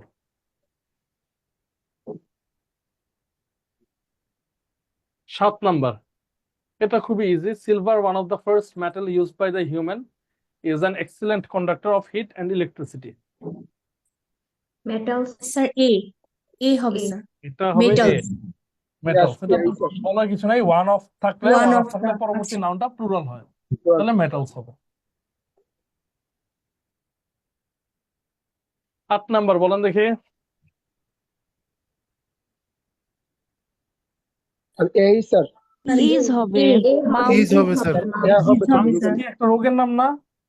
জি মাম, স্যার জি স্যার। ফিজিক্স, নিউজ, যদিও এগুলো শেষে এস আছে, তবে এগুলো সবগুলো কি সিঙ্গুলার। তাহলে মামস সিঙ্গুলার হতে এটা হবে ইজ, একটা রোগের নাম। while mumps is a very common disease. G sir 9 number, at the rate the clerks were processing the application, Harry figured that it will take 4 hours to review. কি number কি? ফুড। কি হবে উত্তর? It would take. আছে তো sir, will নাম্বারটা take. হবে? কি নাম্বারটা? কি নাম্বার? কি নাম্বারটা হবে? স্যার নাম্বারটা? উড টেক হবে ওয়া would আছে take। তো এখানে, উড টেক হবে। সি উড টেক হবে। আচ্ছা দেখেন, টেক না টুক হবে? এখানে আমাদের ক্লজ গুলো একটু বুঝতে হবে যে কোনটা ক্লজ ফ্রেজের উপর তো আপনাদের আলাদা ক্লাস নেই, তবে ওগুলো কোনো চিন্তার কারণ নেই। ক্লজ বোঝা খুবই ইজি, ক্লজ কোনো কঠিন জিনিস না। ক্লজ নিয়ে স্টুডেন্টরা বারবার ভুলে যায় ক্লজটা কি। ক্লজটা হচ্ছে একটা শব্দগুচ্ছ, ফ্রেজও যেমন শব্দগুচ্ছ, ক্লজও শব্দগুচ্ছ, তবে ক্লজের মধ্যে সাবজেক্ট এবং ভার্বের উপস্থিতি থাকে, ফ্রেজের মধ্যে থাকে না। ফ্রেজ আমি অনেকগুলো দেখালাম, ক্লজ কি? ক্লজ হচ্ছে সাবজেক্ট এবং ভার্বের উপস্থিতি থাকে। হি ইটস, দুইটা শব্দ, তার মানে এটা শব্দগুচ্ছ। এই শব্দগুচ্ছের মধ্যে সাবজেক্ট আছে, ভার্ব আছে। তাহলে এই শব্দগুচ্ছকে থেকে আমরা ফ্রেজ বলবো না ক্লজ বলবো? বলেন। ক্লজ বলবো স্যার। ক্লজ। ক্লজ এটা কি? ক্লজ আবার দুই প্রকার, একটা হচ্ছে প্রিন্সিপাল ক্লজ, আরেকটা হচ্ছে বা ইন্ডিপেন্ডেন্ট ক্লজ, আরেকটা হচ্ছে সাবঅর্ডিনেট ক্লজ বা ডিপেন্ডেন্ট ক্লজ। এর সাবজেক্ট এবং ভার্ব বসছে এবং স্বাধীন অর্থ প্রকাশ করছে, এরপরে আমরা ফুল স্টপ দিয়ে দিলে কোনো সমস্যা নাই। তাহলে হি ইটস, এটা একটা স্বাধীন অর্থ প্রকাশ করতে পারে, সে খায়, তাহলে এটা একটা প্রিন্সিপাল ক্লজ। প্রিন্সিপাল ক্লজ হচ্ছে সাবজেক্ট এবং ভার্ব স্বাধীনভাবে অর্থ প্রকাশ করতে হবে, কারো প্রয়োজন নাই। আমি যদি পরবর্তী লিখি while ওয়াচিং টিভি, তাহলে এই while watching টিভিটা হচ্ছে কি ক্লজ? এটা হচ্ছে subordinate clause. Subordinate clause. Subordinate clause এটা হচ্ছে একটা শব্দগুচ্ছ যেটার মধ্যে সাবজেক্ট এবং ভার্ব উপস্থিত আছে। যে ওয়াচিং হচ্ছে একটা ভার্ব আর সাবজেক্ট উপস্থিত আছে while he is watching TV. একবার যেহেতু হি আছে, যে সাবজেক্টটা উজ্জ আছে, তবে সাবজেক্ট আছে, তার মানে এটা একটা সাবজেক্ট এবং ভার্ব, এটাও একটা ক্লজ। তবে এটা কি প্রিন্সিপাল ক্লজ? প্রিন্সিপাল ক্লজ না, কারণ আমি যদি খালি বলি while watching টিভি, তাহলে এটা বাক্য স্বাধীন অর্থ দেয় না। তার মানে এটা একটা সাবঅর্ডিনেট ক্লজ, এটা একটা প্রিন্সিপাল ক্লজ। আর এটা একটা কি ক্লজ বলেন? Subordinate clause. সাবঅর্ডিনেট ক্লজ, মানে while দ্বারা সাবঅর্ডিনেশন করা হয়েছে। তাহলে সাবঅর্ডিনেট ক্লজটা বুঝলাম, প্রিন্সিপাল ক্লজটা বুঝলাম। নিয়মটা হচ্ছে প্রিন্সিপাল ক্লজ যদি পাস্ট টেন্স হয়, প্রিন্সিপাল ক্লজ যদি পাস্ট টেন্স হয়, তাহলে সাবঅর্ডিনেট ক্লজকেও অবশ্যই পাস্ট টেন্স হইতে হবে। আবারও বলছি, প্রিন্সিপাল ক্লজকে যদি পাস্ট টেন্স, প্রিন্সিপাল ক্লজটি যদি পাস্ট টেন্স হয়, তাহলে সাবঅর্ডিনেট ক্লজকে অবশ্যই পাস্ট টেন্স হইতে হবে, এছাড়া আর কোনো এখানে বিকল্প তাহলে নেই। কি ভুল? কি বললেন? স্যার এখানে তাহলে কি ভুল? উড হ্যাঁ, টেক এই হবে না? দেখেন হ্যারি ফিগার্ড, হ্যারি হচ্ছে সাবজেক্ট, ফিগার্ড হচ্ছে ভার্ব। হ্যারি ফিগার্ড এটা একটা স্বাধীন অর্থ দিতেছে একটা প্রিন্সিপাল ক্লজ। যেমন আমি হ্যারি ফিগার্ড না বলে আমি বললাম হি প্লেড, সাবজেক্ট এবং ভার্ব স্বাধীন অর্থ দিচ্ছে একটা principal clause. He played, Harry figured, principal clause স্বাধীন অর্থ দিচ্ছে, তাহলে প্রিন্সিপাল ক্লজটা পাস্ট টেন্স আছে। পরে that it will take 4 hours to review, এটা হচ্ছে একটা সাবঅর্ডিনেট ক্লজ। সাবঅর্ডিনেশন করা হয়েছে দ্যাট দ্বারা, that it will take 4 hours to review. Principal ক্লজটা যেহেতু পাস্ট টেন্সে আছে, সাবঅর্ডিনেট ক্লজ কোন টেন্সে দিতে হবে? অবশ্যই পাস্ট টেন্সে দিতে হবে। Past tense. তাহলে উইল এর পাস্ট কি হবে বলেন? উড। Would take. তাহলে উইল এর পাস্ট উড টেক, তাইলেই আমাদের হয়ে গেল। দেখেন বুঝতে পেরেছেন কিনা? প্রিন্সিপাল ক্লজ পাস্ট টেন্সে থাকলে সাবঅর্ডিনেট ক্লজকে অবশ্যই পাস্ট টেন্সে দিতে হবে। বলেন বুঝতে পেরেছেন কিনা? জি স্যার, বুঝেছি। ক্লিয়ার সবাই? এটা একটি অ্যাডভান্স রুল। আশা করি clause, principal clause, subordinate clause আজকে পড়া ভুল হবে না, জি আর স্যার। মনে থাকবে। Sir clear? কোন কোন মানে হোয়াইল দ্যাট এগুলা থাকলে কি বুঝবো যে পরের অংশ subordinate clause? Since, while, as, when, unless, if, এরকম অনেক কিছু থাকতে পারে। so that, in order to, অনেক কিছু থাকতে পারে। জাস্ট এগুলো লিস্ট তো আর মুখস্থ করে লাভ নাই, এগুলো জাস্ট দেখেই বোঝা যায় যে সাবজেক্ট কোনটা, প্রিন্সিপাল ক্লজ কোনটা, সাবঅর্ডিনেট। স্যার বলেন। বলছি নাউন ক্লজ আছে, অ্যাডজেক্টিভ ক্লজ আছে, স্যার অনেক রকম ক্লজ তো আছে, এগুলো তো বুঝি জানতে নাই। হবে। আর ক্লজের তো বিভিন্ন প্রকার আছে না স্যার, ওই যে সাবঅর্ডিনেট ক্লজ কিন্তু বিভিন্ন প্রকার আছে, কিন্তু নাউন ক্লজ, অ্যাডজেক্টিভ ক্লজ এরকম আছে না স্যার? ওগুলো লাগবে না, ওইগুলো আপনাদের ব্যাংক পরীক্ষা আসে না, ওগুলো বিসিএস আসে। নাউন ক্লজ কোনটা, অ্যাডজেক্টিভ ক্লজ কোনটা, অ্যাডভার্বিয়াল ক্লজ কোনটা, বিসিএস আসে, ব্যাংকে আসে না। যেমন এই যেটা হচ্ছে noun clause, he figured that it will take 4 hours to review. And subordinate clause এর মধ্যে কোন ক্লজ? নাউন ক্লজ, এটাকে দ্যাট ক্লজও বলা হয়। এগুলো ব্যাংক পরীক্ষা আসে না। 10 number, although he had been looking forward to the debate for weeks, a sore thought prevented him taking part. কি হবে উত্তর বলেন দেখি? কি ভুল? হ্যাঁ, কি হবে উত্তর বলেন?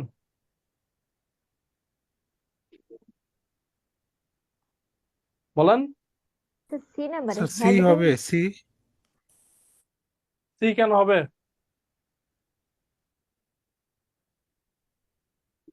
ডি হবে এটার না? উত্তর হবে ডি। Part দেখেন প্রিভেন্ট এর পরে সবসময় ফ্রম বসে, প্রিভেন্ট ফ্রম ছাড়া প্রিভেন্ট বাক্যে ব্যবহার করা হয় না। স্যার এটার I বাংলা কি prevented sir? him, prevent from, হ্যাঁ এটার কি বাংলা হবে? কি? প্রিভেন্ট ফ্রম, প্রিভেন্ট ফ্রম মানে হচ্ছে থামানো বা বাধা দেওয়া, prevent from.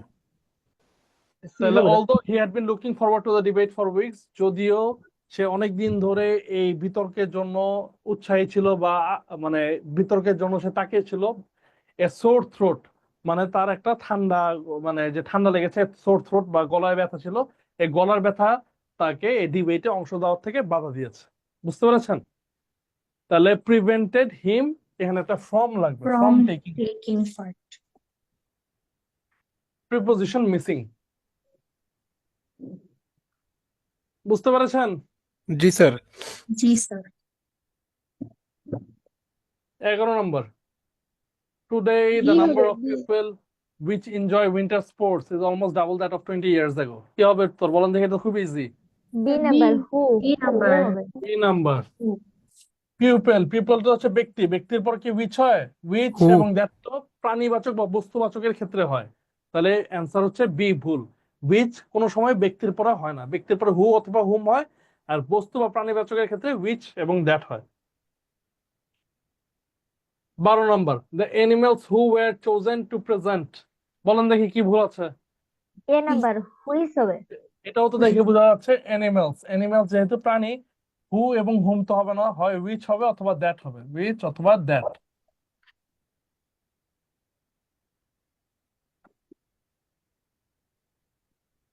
13 number on the contrary you will find that Arif is better qualified than him for the position of analyst at the office কি হবে sir?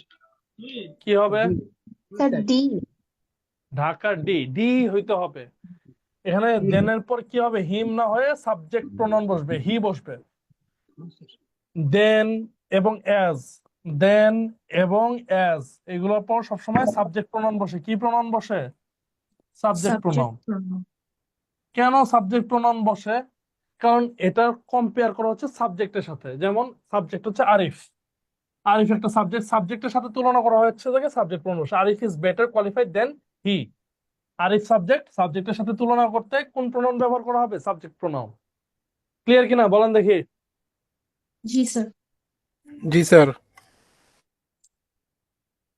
14 number both lawyers interpreted the law differently and they needed a judge to settle its dispute এখানে কি ঝামেলা আছে D number it's এর জায়গা দেয়ার দেয়ার that হবে that কেন হবে এখানে both lawyers যেহেতু লয়ার কয়জন একজন না দুইজন দুজন দুইজন দেয়ার তাহলে দেয়ার এদের প্রনাউন কি ইটস হবে দেয়ার হবে দেয়ার হবে যেহেতু দুইজন তাহলে প্রোনাউনটা আমাদের বুঝতে হবে এটাকে বলে অ্যান্টিসিডেন্ট অফ প্রোনাউন প্রোনাউনের পূর্বপদ প্রোনাউন তো নাউনকে রিপ্লেস করে তাহলে বস্তুবাচকে সবসময় ইটস হয় তাই না? হ্যাঁ এটা তো বস্তুবাচক এর ক্ষেত্রে হচ্ছে বস্তুবাচকের ক্ষেত্রে হবে আর আমার মনে রাখতে হবে প্রোনাউন কাকে রিপ্লেস করে নাউনকে রিপ্লেস করে আমাদের নাউনটা হচ্ছে লয়ার্স মানে প্লুরাল তাহলে নাউনকে রিপ্লেস করতে আমাদের ইটস দেওয়া যাবে না দেয়ার দিতে হবে বুঝতে পেরেছেন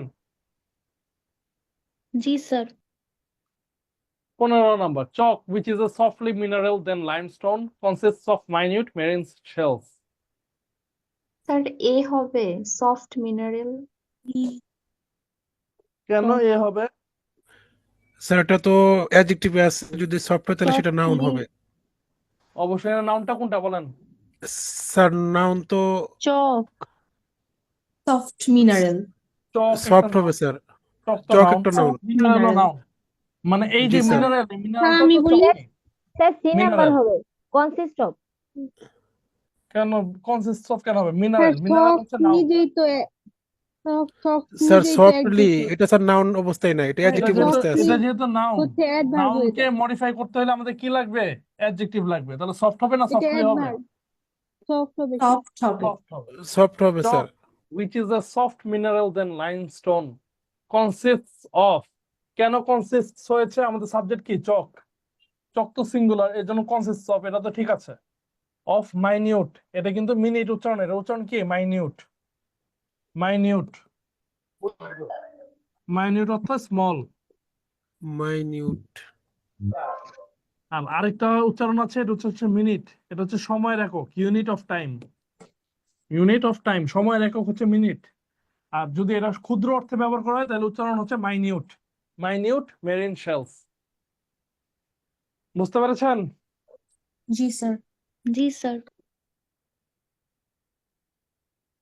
16 number the salad tasted so well that my brother returned to the salad bar for another helping কি হবে স্যার এ মনে হচ্ছে এই মনে হচ্ছে কেন এই তো হবে the জি salad sir tasted so well না so good কেন গুড হয়েছে এই যে টেস্টেড হচ্ছে একটা লিঙ্কিং ভার্ব কি verb linking verb taste feel remain become এগুলো হচ্ছে সব লাভ এগুলো সব হচ্ছে লিঙ্কিং ভার্ব এবং লিঙ্কিং ভার্ব যদি থাকে সেই ক্ষেত্রে লিঙ্কিং ভার্বকে মডিফাই করার জন্য আমরা অ্যাডভার্ব না ব্যবহার করে অ্যাডজেক্টিভ ব্যবহার করি দ্য সালাদ টেস্টেড যেহেতু লিঙ্কিং ভার্ব কেমন টেস্ট হয়েছিল খুব ভালো টেস্ট হয়েছিল টেস্টেড সো গুড যেমন হি প্লেড সো গুড বলবো না ওয়েল বলবো? গুড। ওয়েল। ওয়েল, কারণ এই প্লেটটা লিঙ্কিং ভার্ব না, এটা হচ্ছে অ্যাকশন ভার্ব। অ্যাকশন ভার্ব হইলে আমাদের ভার্বকে মডিফাই করতে কি লাগবে? অ্যাডভার্ব লাগবে। আর আমি যদি বলি হি ইজ গুড না well? Good. Well. He is well, sorry well না, হি ইজ গুড। কারণ এই ইজটা হচ্ছে লিঙ্কিং ভার্ব, লিঙ্কিং ভার্বকে মডিফাই করতে আমাদের অ্যাডজেক্টিভ লাগবে। He is good. G sir. দেখেন তো বুঝতে পেরেছেন কিনা? জি স্যার। জি স্যার। যদি না বুঝেন তাহলে লেকচার নাম্বার 4 ভার্বের ক্লাসটা আবার করবেন। ভার্বের ক্লাসে লিঙ্কিং ভার্ব, অ্যাকশন ভার্ব এগুলো বিস্তারিত আলোচনা করা আছে। স্যার ইজেরটা বুঝি নাই, ইজ স্যার এখানে অক্সিলারি ভার্ব না এই সেন্টেন্সে? এই sentence auxiliary verb. Auxiliary verb যদি হয়, যদি ভার্ব হিসেবে থাকে তাহলে হি ইজ ওয়েল এটা বলতে পারি। যেমন আমি বলি জি স্যার। হি ইজ অনেস্ট বলেন না অনেস্টলি বলেন? অনেস্ট। অনেস্ট Honest, বলি। এটা কি অ্যাডজেক্টিভ নাকি adverb? Adjective sir. Adjective. Adjective. তাহলে ঠিক একইভাবে হি ইজ গুড, তাহলে এটা অ্যাডজেক্টিভ হিসেবে ব্যবহার করা হবে, মানে প্রোনাউনকে মডিফাই করছে, ইজ কে মডিফাই করছে না, প্রোনাউনটাকে মডিফাই করছে, মানে হি জি কে স্যার। মডিফাই করছে। নাউনকে মডিফাই করতে আমাদের কি লাগবে? অ্যাডজেক্টিভ না অ্যাডভার্ব? অ্যাডজেক্টিভ। অ্যাডজেক্টিভ। বললাম তো যে লেকচার নাম্বার 4, এখন তার বিস্তারিত আলোচনা করার সময় নেই কারণ অনেকগুলো প্রশ্ন আছে। লেকচার নাম্বার 4-এ লিঙ্কিং ভার্ব, অ্যাকশন ভার্ব এগুলো কিভাবে স্যার এটা পড়াইছিলেন আপনি? বুঝি নাই, পড়াইছিলাম? জি স্যার, আপনি জি স্যার। পড়িয়েছিলেন। সেই ক্লাস আমি খুব ভালো মতো বুঝাই দেওয়ার কথা, লিঙ্কিং ভার্ব জি এবং স্যার, অ্যাকশন ভালো ভার্ব। মতন জি বুঝাই স্যার, দিয়েছিলেন। আপনি 5 পর্যন্ত পড়িয়েছিলেন। একটা কোশ্চেন ছিল স্যার। কোয়েশ্চেন করেন দ্রুত। আর বলছিলাম কি, যেমন আমরা বলি না স্যার আই এম ওয়েল, তখন তো আমরা ওয়েল বলি, মানে এই এম এর পরে। তখন এমটাকে, এই যে এমটাকে মডিফাই করে আই এম ওয়েল, এটা যখন আমি বলি আই এম ওয়েল, আপনি কোনটাকে মডিফাই করছেন, আসলে কি বুঝাচ্ছেন সেটার উপর ডিপেন্ড করে। যেমন আমি যদি বলি he is so good in maths বলি না, তাহলে এই গুডটা আমি হি কে মডিফাই করছি। আর আপনি যখন আই এম ওয়েল বলছেন তখন আপনি এম কে মডিফাই করছেন, আপনার অবস্থানটা বুঝাচ্ছেন। অবস্থা বা অবস্থানের বহিঃপ্রকাশ ঘটলে সেটাকে লিঙ্কিং ভার্ব বলে। আই এম বলতে আপনার বর্তমানের অবস্থার বহিঃপ্রকাশ হচ্ছে, অবস্থার বহিঃপ্রকাশের কারণে এটা গুড না হয়ে ওয়েল হয়েছে। বুঝতে পেরেছেন?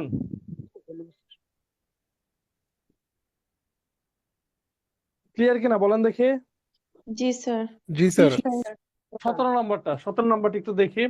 The recent created commission has done nothing to address the problem except to approve the color of its stationery. এটার উত্তর কি সি হবে? হবে না? C, approving. অ্যাপ্রুভিং কেন হবে? except to approve, টু এর পর তো ভার্বের বেস ফর্মই বসে, ঠিকই তো আছে। অ্যাপ্রুভিং কেন হবে? ডি। স্যার দ্যাট হবে মনে হয় ডিএ। ডি। কেন? ইটস স্টেশনে, ইটস বলতে কমিশন কে বোঝানো হচ্ছে, কমিশনের প্রোনাউন, কোনো সমস্যা নেই। Sir sir B. A number. এটা এ হবে। দেখেন দ্য রিসেন্ট ক্রিয়েটেড কমিশন, কমিশনটা কোন পার্টস অফ স্পিচ বলেন দেখি? Noun sir. নাউন। নাউন। নাউনকে মডিফাই করা হচ্ছে অ্যাডজেক্টিভ। তাহলে দ্য রিসেন্ট ক্রিয়েটেড, ক্রিয়েটেডটা কি বলেন তো? অ্যাডজেক্টিভ, মানে তৈরিকৃত Recently. কমিশন। ক্রিয়েটেড অ্যাডজেক্টিভ, অ্যাডজেক্টিভকে কবে ক্রিয়েট করা হয়েছে? সাম্প্রতিক সময় ক্রিয়েট করা হয়েছে। তাহলে রিসেন্টলি। রিসেন্টলি কি হবে? অ্যাডভার্ব হবে, যেহেতু অ্যাডজেক্টিভকে মডিফাই করছে অ্যাডভার্ব হলে এটা রিসেন্টলি ক্রিয়েটেড কমিশন হবে। নাউনকে জি স্যার। মডিফাই করেছে অ্যাডজেক্টিভ, অ্যাডজেক্টিভকে মডিফাই করেছে অ্যাডভার্ব, তাহলে রিসেন্ট যেহেতু অ্যাডভার্ব তাহলে রিসেন্টলি বলতে হবে আমাকে। বুঝতে পেরেছেন? জি sir. 18 number, a doctor may be able to diagnose a problem perfect but he may not be able to find a drug to which the patient will respond. B perfectly. Perfectly. Perfectly, very good. Adverb দিতে হবে কারণ এ perfect কাকে modify করছে? ডায়াগনোজকে। Diagnose মানে নির্ণয় করতে পারা। বলা হচ্ছে ডক্টর অনেক সময় একটা সমস্যা নিরূপণ করতে পারে, তবে সেই সমস্যাটার সমাধানের জন্য কোন ওষুধটা খেতে হবে এটা অনেক সময় অনেক ডাক্তার বলতে পারে না। তাহলে a doctor may be able to diagnose, কিভাবে ডায়াগনোজ করবে? Perfectly.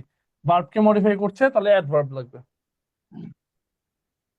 19 number, some of the major networks have created special prepared news stories about life on city streets to publicize the plight of the homeless. কি sir number? B হবে না? especially He has created. কি sir C হবে? Number C specially prepared. Specially prepared. আচ্ছা দেখেন, এই নিউজটা একটা নাউন না? নিউজ তো খবর, নাউন। নাউনকে মডিফাই করেছে কে? অ্যাডজেক্টিভ। তাহলে প্রিপেয়ার্ড কি? প্রিপেয়ার্ড হচ্ছে একটা অ্যাডজেক্টিভ। কেন অ্যাডজেক্টিভ হলো? তৈরিকৃত খবর, মানে প্রস্তুতকৃত খবর। তাহলে খবরটা কিরূপ? প্রস্তুতকৃত। তাহলে এটা একটা অ্যাডজেক্টিভ, নাউন সম্পর্কে ধারণা দিচ্ছে। প্রিপেয়ার্ড কিভাবে প্রিপেয়ার্ড করা হয়েছে? বিশেষভাবে স্পেশালি। তৈরি করা হয়েছে, বিশেষভাবে প্রস্তুত করা হয়েছে। তাহলে এটা অ্যাডজেক্টিভকে মডিফাই করছে। তাহলে কি লাগবে আমার? অ্যাডভার্ব লাগবে। তাহলে আমাদের বলতে হবে স্পেশালি প্রিপেয়ার্ড নিউজ। বুঝতে পেরেছেন? জি স্যার। স্যার জি স্যার। এখানে ওই যে সাম হ্যাঁ বলেন। সাম অফ দ্য মেজর নেটওয়ার্ক, যেটা এখানে সাবজেক্ট সাম না? হ্যাঁ, সাম। ও, এগুলো প্রিপোজিশনাল ফ্রেজ। হ্যাঁ, একটা তারপর হচ্ছে বাক্যে কারণ সাম এর পরে কি হ্যাজ হবে না হ্যাভ হবে? সাম তো প্লুরাল। সাম মানেই তো কিছু সংখ্যক। সাম, ফিউ, এগুলো তো প্লুরাল। Some have. বুঝতে পেরেছেন? বুঝতে পেরেছেন কিনা বলেন? জি স্যার। জি sir. 20 number, Tina had better to change her study habits if she hopes to be admitted in a good university. B to হবে না? Very good. Change. B B হবে। Sir, change. Had better, would rather, এই semi Would modal better. করার পরে ভার্বের কি হয়? Base form হয়। ভার্বের জি স্যার। Base form. তাহলে উত্তর হবে change. Tina had better change, এগুলোর পর ভার্বের বেস ফর্ম হয়। 21 number, the examination will test your ability to understand spoken English, to read non-technical language and writing correctly. C written correctly. Sir C হবে sir. কি হবে? সি সি স্যার, হবে। C. Number. C হবে? কানাডার C. জি sir. সিতে কি হবে? স্যার টু রাইট হবে, টু রাইট। টু রাইট হবে। রিটেন হবে না। না, রিটেন কেন হবে? টু রাইট হবে। দেখেন টু রাইট কেন হবে? এটাকে বলে টু প্যারালালিজম। রিড, কি বলে? To read, parallelism. To understand. দেখেন এখানে আছে টু আন্ডারস্ট্যান্ড, টু প্লাস ভার্বের বেস ফর্ম। এরপর আছে টু রিড, টু প্লাস ভার্বের বেস ফর্ম। এন্ড কি হবে? To write. দুইটা টু প্লাস ভার্বের বেস ফর্ম আছে, একটা আছে ভার্বের সাথে আইএনজি, তার মানে এটা ভুল। তাহলে আমাদের টু রাইট দিয়ে দিলে to understand, to read and to write. বুঝতে পেরেছেন? জি জি sir. Sir. 22 number, the sounds of speaking language do not always match up with the symbols of written language. B number does not. কি হবে? আচ্ছা, যিনি বলেছেন Spoken. ডাজ নট, যিনি বলেছেন ডাজ নট, তিনি বলেন দেখি সাবজেক্ট কোনটা? দা সাউন্ড। The sounds. সাউন্ড যদি সাবজেক্ট হয়, এটা তো প্লুরাল আছে। অফ স্পিকিং এ ল্যাঙ্গুয়েজ হবে spoken. তো সাউন্ডস এর পর তো ডুই হবে। বুঝতে পেরেছেন? জি এ স্যার। নাম্বারটা কোন মনে হবে? স্পোকেন। ভুলটা হচ্ছে এতে। হ্যাঁ, spoken হবে স্যার। স্পিকিং ল্যাঙ্গুয়েজ কিছু নাই, স্পোকেন ল্যাঙ্গুয়েজ শুনেন নাই? Spoken English. জি স্যার। জি স্যার। আর এখানে দেখেন রিটেন ল্যাঙ্গুয়েজ আছে, রিটেন ল্যাঙ্গুয়েজ ভার্বের পাস্ট পার্টিসিপল। তাহলে এখানে আমাদের কি দিতে হবে? ভার্বের পাস্ট পার্টিসিপল, রিটেন ল্যাঙ্গুয়েজ, আর এটা দিতে হবে স্পোকেন ল্যাঙ্গুয়েজ, প্যারালাল। বুঝতে পেরেছেন? জি স্যার। জি স্যার। আচ্ছা, 23 number, diligence and honesty as well as being intelligent are qualities which I am looking for. Sir B. B হবে স্যার, বি ইন্টেলিজেন্স হবে। আর কারণ ইন্টেলিজেন্ট। ডিলিজেন্স আছে, অনেস্টি আছে, ইন্টেলিজেন্স হবে। ডিলিজেন্স একটা নাউন, অনেস্টিও স্যার। একটা নাউন, ইন্টেলিজেন্ট কি? একটা অ্যাডজেক্টিভ। তাহলে আমাদের তিনটা নাউন প্রয়োজন, diligence, honesty and as well as intelligence. Intelligence. মানে আমাদের নাউন দিয়ে দিলেই শেষ। তার মানে আমাদের noun, noun as well as, এরপরে কি লাগবে? একটা নাউন লাগবে। নাউন লাগবে। অ্যাডজেক্টিভ দেওয়া ছিল, তার মানে একটা নাউন, দুইটা নাউন, অ্যাজ ওয়েল অ্যাজ এর পরেও একটা নাউন লাগবে। 24 number, copper is a metal which is easily worked and which mixes well with other metals to form alloys. C number mixed হবে। হ্যাঁ, দেখেন এটা কি দেওয়া আছে এখানে, দেখা যাচ্ছে কপার ইজ এ মেটাল, একটা তো সাবজেক্ট ভার্ব অবজেক্ট আছে, কপার ইজ এ মেটাল, এরপর relative pronoun which. is mixed. Which এর পর কি আছে? Which is easily worked. এটা তো একটা অ্যাডভার্ব দেওয়া আছে, এটা আমরা যদি বাদ দিই, হুইচ ইজ ওয়ার্কড। আবার আছে Is অ্যান্ড, mixed হবে স্যার। হুইচ মিক্সেস আছে, মিক্সেস না দিয়ে আমাদের এই টেন্সে দিতে হবে, which is Is mixed. mixed sir. তাহলে ইজ ওয়ার্কড ইজ মিক্সড, তার মানে আমাদের অ্যান্সারটা সি তে ভুল। মানে টেন্সটা একটা দেওয়া আছে পাস্ট টেন্স আর একটা দেওয়া আছে প্রেজেন্ট টেন্স, দুইটাকেই পাস্ট টেন্স। কারণ এই টেন্সকে আমরা চেঞ্জ করতে পারবো না স্যার। না না, স্যার, আমাদের চেঞ্জ করতে পারবো না। এটা চেঞ্জ করতে পারবো, তাহলে উত্তর হবে C. 25. If the air is sufficiently unstable enough, the upward currents will draw in warm, moist air and cause water vapor to condense into raindrops. কিভাবে বৃষ্টির ফোঁটা তৈরি হয় এই ব্যাপারটা হালকাভাবে বলে দিয়েছে। তাহলে কি হবে উত্তর বলেন দেখি? ডি নাম্বার মনে হচ্ছে।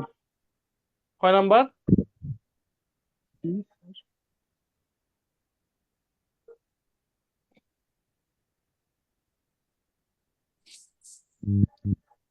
বলেন দেখি উত্তর কি হবে? সি হবে উইথ ময়েস্ট। ময়েস্ট, এতে কি ঝামেলা? Moist স্যার ডি হবে কনডেন্স। কনডেন্সড কেন হবে? টু এর পর তো ভার্বের বেস ফর্মেই বসে। স্যার এ নাম্বার মেবি। আচ্ছা দেখেন, সাফিসিয়েন্ট, সাফিসিয়েন্ট মানে কি বলেন তো? পর্যাপ্ত। যথেষ্ট। Sufficient মানে হচ্ছে পর্যাপ্ত বা যথেষ্ট। পর্যাপ্ত। এনাফ মানে কি? পর্যাপ্ত বা যথেষ্ট। তো একবার সাফিসিয়েন্ট দিলে আরেকবার কি এনাফ দেওয়ার প্রয়োজন আছে? কোনো না প্রয়োজন স্যার। নেই। না একই স্যার। বাক্যের মধ্যে দুইবার পর্যাপ্ত দেওয়ার কোনো প্রয়োজন নেই। না, পর্যাপ্ত যথেষ্ট একই জিনিস বোঝায়। তাহলে if the air is sufficiently unstable, তার মানে এনাফ দেওয়ার প্রয়োজন নেই। এটাকে বলে রিডান্ডেন্সি। কি বলে? রিডান্ডেন্সি, বাহুল্য দোষ। সাফিসিয়েন্ট আর এনাফ কোনো সময় একসাথে বসে না, যেকোনো একটা দিলেই হয়। If the air is sufficiently unstable, অথবা সাফিসিয়েন্টলি বাদ দিয়ে if the air is unstable enough, তাইলেও হবে। যেহেতু এটা আমরা বাদ দিতে পারবো না, তাহলে আমাদের ওইটা বাদ দিতে হবে। বুঝতে পারছেন? জি জি স্যার। স্যার। আর কোনো সমস্যা আছে এই বাক্যে? না স্যার। না sir. 26 number. A flashing yellow traffic signal means one must slow down and proceed forward with caution, watching for pedestrians, vehicles, or other hazards. C হবে। D number another hazards. Another hazard কে হবে other hazards, ঠিকই তো আছে, other এর সাথে hazards। B নাম্বারে ঝামেলা। Proceed, এ proceed শব্দের অর্থই হচ্ছে go forward।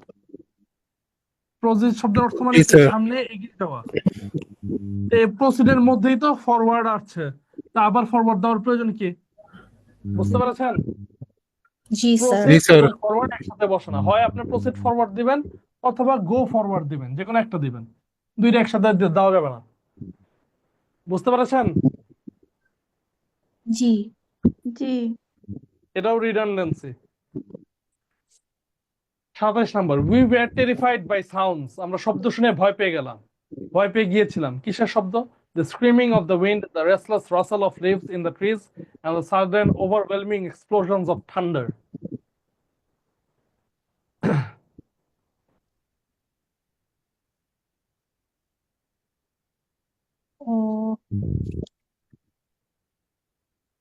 Overwhelmed. কেন ওভারওয়েলমড হবে? উপরে টেরিফাইড ওই প্যাটার্নে চিন্তা করলে। দেখেন ওয়ার আপনার ওয়ার এখানে আছে বুঝতে হবে তো। কোলনের কাজ কি। কোলন দ্বারা হচ্ছে উদাহরণ দেওয়া হচ্ছে। বি উই ওয়্যার হবে, বি। টেরিফাইড বাই সাউন্ডস, এটা একটা বাক্য, এই বাক্যটা শেষ। এই বাক্যের মধ্যে কোনো ঝামেলা নেই। We were terrified by sounds. এবার কিসের সাউন্ড দ্বারা আপনি ভয় পাইলেন এগুলা বলা হচ্ছে, লিস্ট করে দেওয়া হয়েছে। The screaming of the wind মানে শব্দের ভয়ানক হুঙ্কারে। The restless rustle of leaves in the trees, rustle মানে হচ্ছে পাতার মর্মর শব্দকে রাসেল বলা হয়। So the restless rustle of leaves in the trees and the sudden overwhelming explosion of thunder, মানে মানে বজ্রপাতের অনেক ভয়াবহ প্রকম্পিত শব্দের মাধ্যমে আমরা ভয় পেয়ে গেলাম। তাহলে এখানে কি দেওয়া হচ্ছে? স্ক্রিমিং, ভার্ব প্লাস আইএনজি দেওয়া হচ্ছে। স্ক্রিমিং রাসলিং হবে। Of the wind. আবার এখানেও দেওয়া আছে verb plus ING, overwhelming explosions of thunder. তাহলে দ্য রাসলেস, এটা রাসলিং হবে না? দুইটা ভার্ব জি প্লাস স্যার। আইএনজি, কেউ জি যদি ভার্ব স্যার। প্লাস আইএনজি করে দেই তাহলেই তো হয়ে গেল। Screaming, rustling, overwhelming. ING, ING, ING. Rustling মানে কি স্যার? মর্মর শব্দ, পাতার মর্মর শব্দ।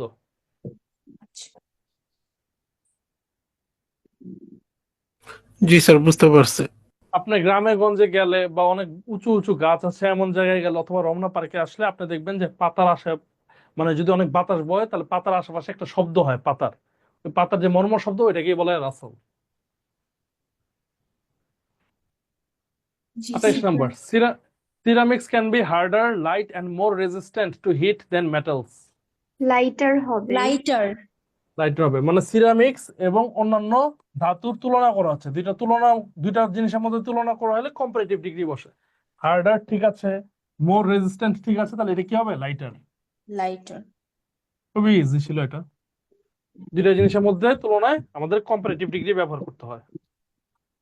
29 number, some methods to prevent soil erosion are plowing parallel with the slopes of hills, to plant trees on unproductive land, and rotating crops.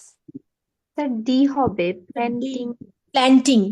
Very good, Planting. Planting হবে। কেন planting হবে দেখেন, সাম methods to prevent soil erosion আর, মানে মাটি ভাঙ্গনের কিছু method হচ্ছে, এটার পর উদাহরণগুলো দেওয়া হচ্ছে কি কি।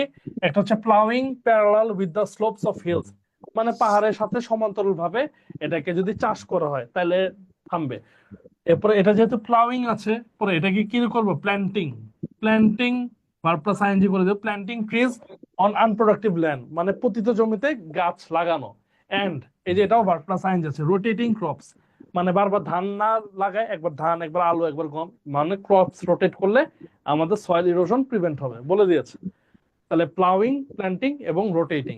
বুঝতে পারছেন কিনা বলেন দেখি? জি জি স্যার। স্যার। জি sir. 30 number. Psychologist Abraham Maslow argued that humans have unique desires to discover and understand the giving of love to others and to fulfill their inner need. C কি হবে? কি হবে বলেন? To give love to others. Very good, C হবে। দেখেন বাক্যটার অর্থ কি, একজন সাইকোলজিস্টের নাম বলেছে এব্রাহাম মাসলো, তিনি argue that humans have unique desires, মানুষের ইউনিক কিছু একক বা অনন্য ডিজায়ার বা ইচ্ছা আছে। কিসের ইচ্ছা? এগুলো এবার বলা হচ্ছে। একটা ইচ্ছা হচ্ছে টু ডিসকভার অ্যান্ড আন্ডারস্ট্যান্ড, আরেকটা ইচ্ছা হচ্ছে to fulfil their inner need, তাদের অভ্যন্তরের ভিতরে যে চাহিদাটা এটা পূরণ করতে, টু ডিসকভার, টু ফুলফিল। তাহলে আরেকটা কি হবে? দ্য গিভিং অফ লাভ হবে না to give love? To give to love. Give love to others. তার মানে এগুলো হচ্ছে মানুষের সুপ্ত অনন্য ইচ্ছা, to discover and understand, to give love to others and to fulfil their need. তার মানে to discover, to give love, আর হচ্ছে টু ফুলফিল, সবগুলা টু প্লাস ভার্বের বেস ফর্ম। বুঝতে পেরেছেন? জি স্যার। জি স্যার। জি sir. 31 number, the tigers cunning, strength and agile have earned it a legendary reputation. এ 10 নাম্বার অ্যাজালিটি। এ হবে। Very good. অ্যাজিলিটি। কানিং মানে হচ্ছে ধূর্ততা, স্ট্রেংথ মানে হচ্ছে শক্তি, তার মানে এগুলো হচ্ছে সব নাউন, বাঘের কিছু গুণাবলীর কথা বলা হচ্ছে। আরেকটা হচ্ছে অ্যাজিলিটি। অ্যাজিলিটি মানে হচ্ছে চপলতা। অ্যাজিলিটি তিনটাই নাউন, এটাও নাউন, এটাও নাউন, এটা অ্যাডজেক্টিভ দেওয়া আছে। তার মানে এটাই আমাদের ভুল, এটাকে চেঞ্জ করে আমাদের নাউন করতে হবে, agility. 32 number, married women are twice so likely as married man to be depressed. B হবে স্যার, অ্যাজ লাইকলি অ্যাজ। এটা তো আমি আপনাদেরকে মনে হয় করিয়েছিলাম, এটা কি হবে? As likely as like as. As. আর নেগেটিভ শব্দ থাকলে কি হবে? So as. সো অ্যাজ কখন হয়? যখন নেগেটিভ কোনো শব্দ থাকে। যেহেতু নেগেটিভ কোনো শব্দ নাই তাহলে অ্যাজ লাইকলি অ্যাজ হবে। বুঝতে পেরেছেন? জি। এটা ডিগ্রির মধ্যে মনে হয় পড়িয়েছিলাম। 33 নাম্বারটা কি হবে বলেন দেখি? স্যার বি নাম্বার বেটার হবে। Very good, we have no choice but to appoint Maruf. মারুফকে অ্যাপয়েন্ট করা ছাড়া আমাদের কোনো অন্যরকম চয়েস নাই। He is the better of the two candidates. Of the two candidates হচ্ছে দুইজনের মধ্যে তুলনা, এর জন্য বেস্ট না হয় কি হবে? Better. Better. 34 number, most critics agri that William Shakespeare is greater writer in English language. কি হবে? গ্রেটেস্ট। গ্রেটেস্ট পুরা হবে স্যার। ইংরেজি সাহিত্যের মধ্যে তুলনা করা হচ্ছে, এই জন্য দ্য গ্রেটেস্ট হবে, the greatest. He was much more wiser after the unfortunate incident. কি হবে বলেন দেখে? স্যার মোর এ হবে না নাম্বার হবে না, মোর ওয়াইজের হবে। বি হবে। ওয়াইজার কম্পারেটিভ ডিগ্রি, কম্পারেটিভকে আবার কম্পারেটিভ করার কোনো প্রয়োজন নেই। তার মানে ওয়াইজারের আগে আবার মোর দেওয়ার কোনো প্রয়োজন নেই। হি ওয়াজ মাচ ওয়াইজার, তাইলেই হয়। মোর দ্বারা মোর দিলে এটা ভুল হয়ে যাবে, বুঝতে পেরেছেন? জি স্যার। জি sir. 36 number, the area where the microchip is manufactured must be the most cleanest environment possible. Sir C. একসাথে সি। সি ক্লিনেস্ট হবে স্যার। সুপারলেটিভ, তার মানে আবার সুপারলেটিভ করার প্রয়োজন নেই, তার মানে অ্যান্সার হবে C. 37 number, in an epidemic unprotected children remain lesser vulnerable.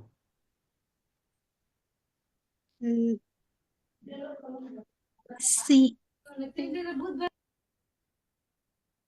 Answer হবে সি। সি। লেসার বলতে কিছু নেই, লেস হয়। লিটল, লিটলের কম্পারেটিভ কি? লেসের সুপারলেটিভ হচ্ছে লিস্ট। লেসার বলতে কিছু নেই, লেসার হবে না। লেসারের ব্যবহার আছে অন্যান্য, তবে কম্পারেটিভে লেসার বলতে কিছু নেই, বুঝতে পেরেছেন? জি জি স্যার। স্যার।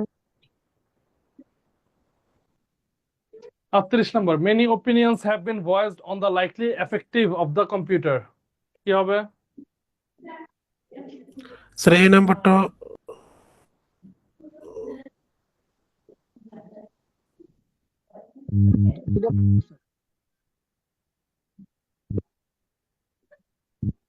কি হবে? সি হবে না? সি হবে। অফ কি বলেন তো? প্রিপোজিশন। প্রিপোজিশন। প্রিপোজিশনের পূর্বে কি বসে? নাউন নাউন নাউন বসে। নাউন বা প্রনাউন বসে। তাহলে এখানে কি হবে? এখানে এফেক্ট বসবে, লাইকলি এফেক্ট। বুঝতে পেরেছেন? জি স্যার। জি স্যার। এফেক্টও বলতে পারেন, এফেক্টিভনেসও বলতে পারেন, লাইকলি এফেক্টিভনেস। তবে এখানে এফেক্টিভনেস এর অর্থটা ভালো দাঁড়ায় না, এফেক্ট বললেই বোঝায় প্রভাব। তার মানে অফের আগে আমাদের একটা নাউন বসাতে হবে। এফেক্টিভ মানে হচ্ছে একটা অ্যাডজেক্টিভ, বুঝতে পেরেছেন? জি sir. 39 number, passive smoking is defined as the exposure of non smoker to environmental tobacco smoke.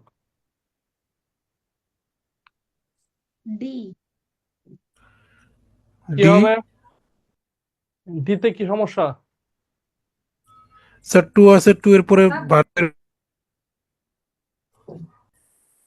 এটা তো কোনো ভার্ব না। এটা যদি ভার্ব হইতো তাহলে ভার্বের বেস ফর্ম হতো। জি টোবাকো। স্যার। জি স্যার বুঝতে পারছি। টোবাকোর অ্যাডজেক্টিভ হচ্ছে এনভায়রনমেন্টাল।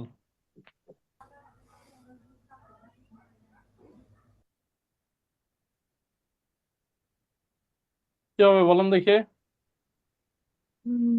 বি কি স্মোকার্স। নন স্মোকার্স। আচ্ছা দেখেন, কমন নাউন, কমন নাউন তো নিশ্চয়ই আপনারা চিনেন। কমন নাউনের একটা গুরুত্বপূর্ণ নিয়ম হচ্ছে, কমন নাউন হয় আর্টিকেল নিয়ে বসবে, নাইলে কমন নাউন প্লুরাল হবে। কমন নাউন নিয়ম এটাই। কমন নাউন কোনোদিন একা বসে না। যেমন non smokers. Mother feeds her child, এটা যদি আমি বলি মা তার শিশুকে খাওয়ায়, এটা ভুল, বাক্যটা ভুল, কারণ মাদার হচ্ছে কমন নাউন। কমন নাউন একা একা বসতে পারে না। কমন নাউন একা একা বসতে পারে না। কমন নাউনের পূর্বে কি লাগবে? কমন নাউন হয় প্লুরাল হবে, নাহলে কমন নাউন আর্টিকেল নিয়ে বসবে। তার মানে আমার বলতে হবে a mother feeds her child, অথবা the mother feeds her child, এটা বলতে পারি, অথবা মাদার্স ফিড হার চাইল্ড বলতে পারি। খালি মাদার ফিডস হার চাইল্ড বলা যাবে না, তার মানে একটা জি স্যার। আর্টিকেল অথবা প্লুরাল হয়ে বসবে। এটা কমন নাউনের একটা নিয়ম।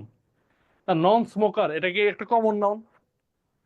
জি যারা স্যার। ধূমপায়ী নয়, কমন নাউন। তাহলে নন স্মোকার একা বসতে পারবে না, তাহলে নন স্মোকার্স বলতে হবে, অথবা এ নন স্মোকার বলতে হবে, বুঝতে পেরেছেন? জি। জি স্যার। এই নিয়মটা ক্লিয়ার সবাই? এটা কিন্তু খুব গুরুত্বপূর্ণ নিয়ম। জি স্যার। জি sir. 40, many disabled children cannot derive full enjoyment from toy make, এটা পুরো বাক্যটা শুনে, for non disable children, non disabled children, এটা হচ্ছে পুরো বাক্য।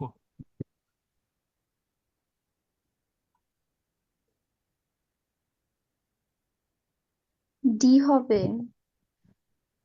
Very good. টয় মেক হবে না, টয় কি মেড ফর, মেড হবে, meet toy made for non disable children, মানে নন ডিসেবল চিলড্রেনের জন্য অলরেডি যেসব খেলনা তৈরি করা হয়ে গিয়েছিল, এটা অতীতের কথা বলছে, অতীতে হয়ে গিয়েছিল তৈরি, made for non disable children, ওইগুলা খেলনা দিয়ে যারা ডিসেবল চিলড্রেন বা যাদের মধ্যে বিভিন্ন সমস্যা আছে জন্মগত, তারা পুরোপুরি এনজয়মেন্টটা উপভোগ করতে পারে না। দেখেন বুঝতে পারছেন কিনা? জি স্যার জি স্যার। অনেকগুলা গ্রামার রুল আজকে পড়লাম, মোটামুটি একটা গ্রামারের একটা রিভিশন রিভাইজ স্যার। আরো 40টা আছে, এটা আমরা লেকচার 11তে করব। বুঝতে পেরেছেন? জি স্যার। আপনারা লেকচার 5টি একটু ভালো, লেকচার 6টি একটু ভালো মতো দেখেন। লেকচার 6 অনেকের এই সমস্যা, সাবজেক্ট ভার্ব এগ্রিমেন্ট, এটা একটু ভালো মতো করে নিয়েন।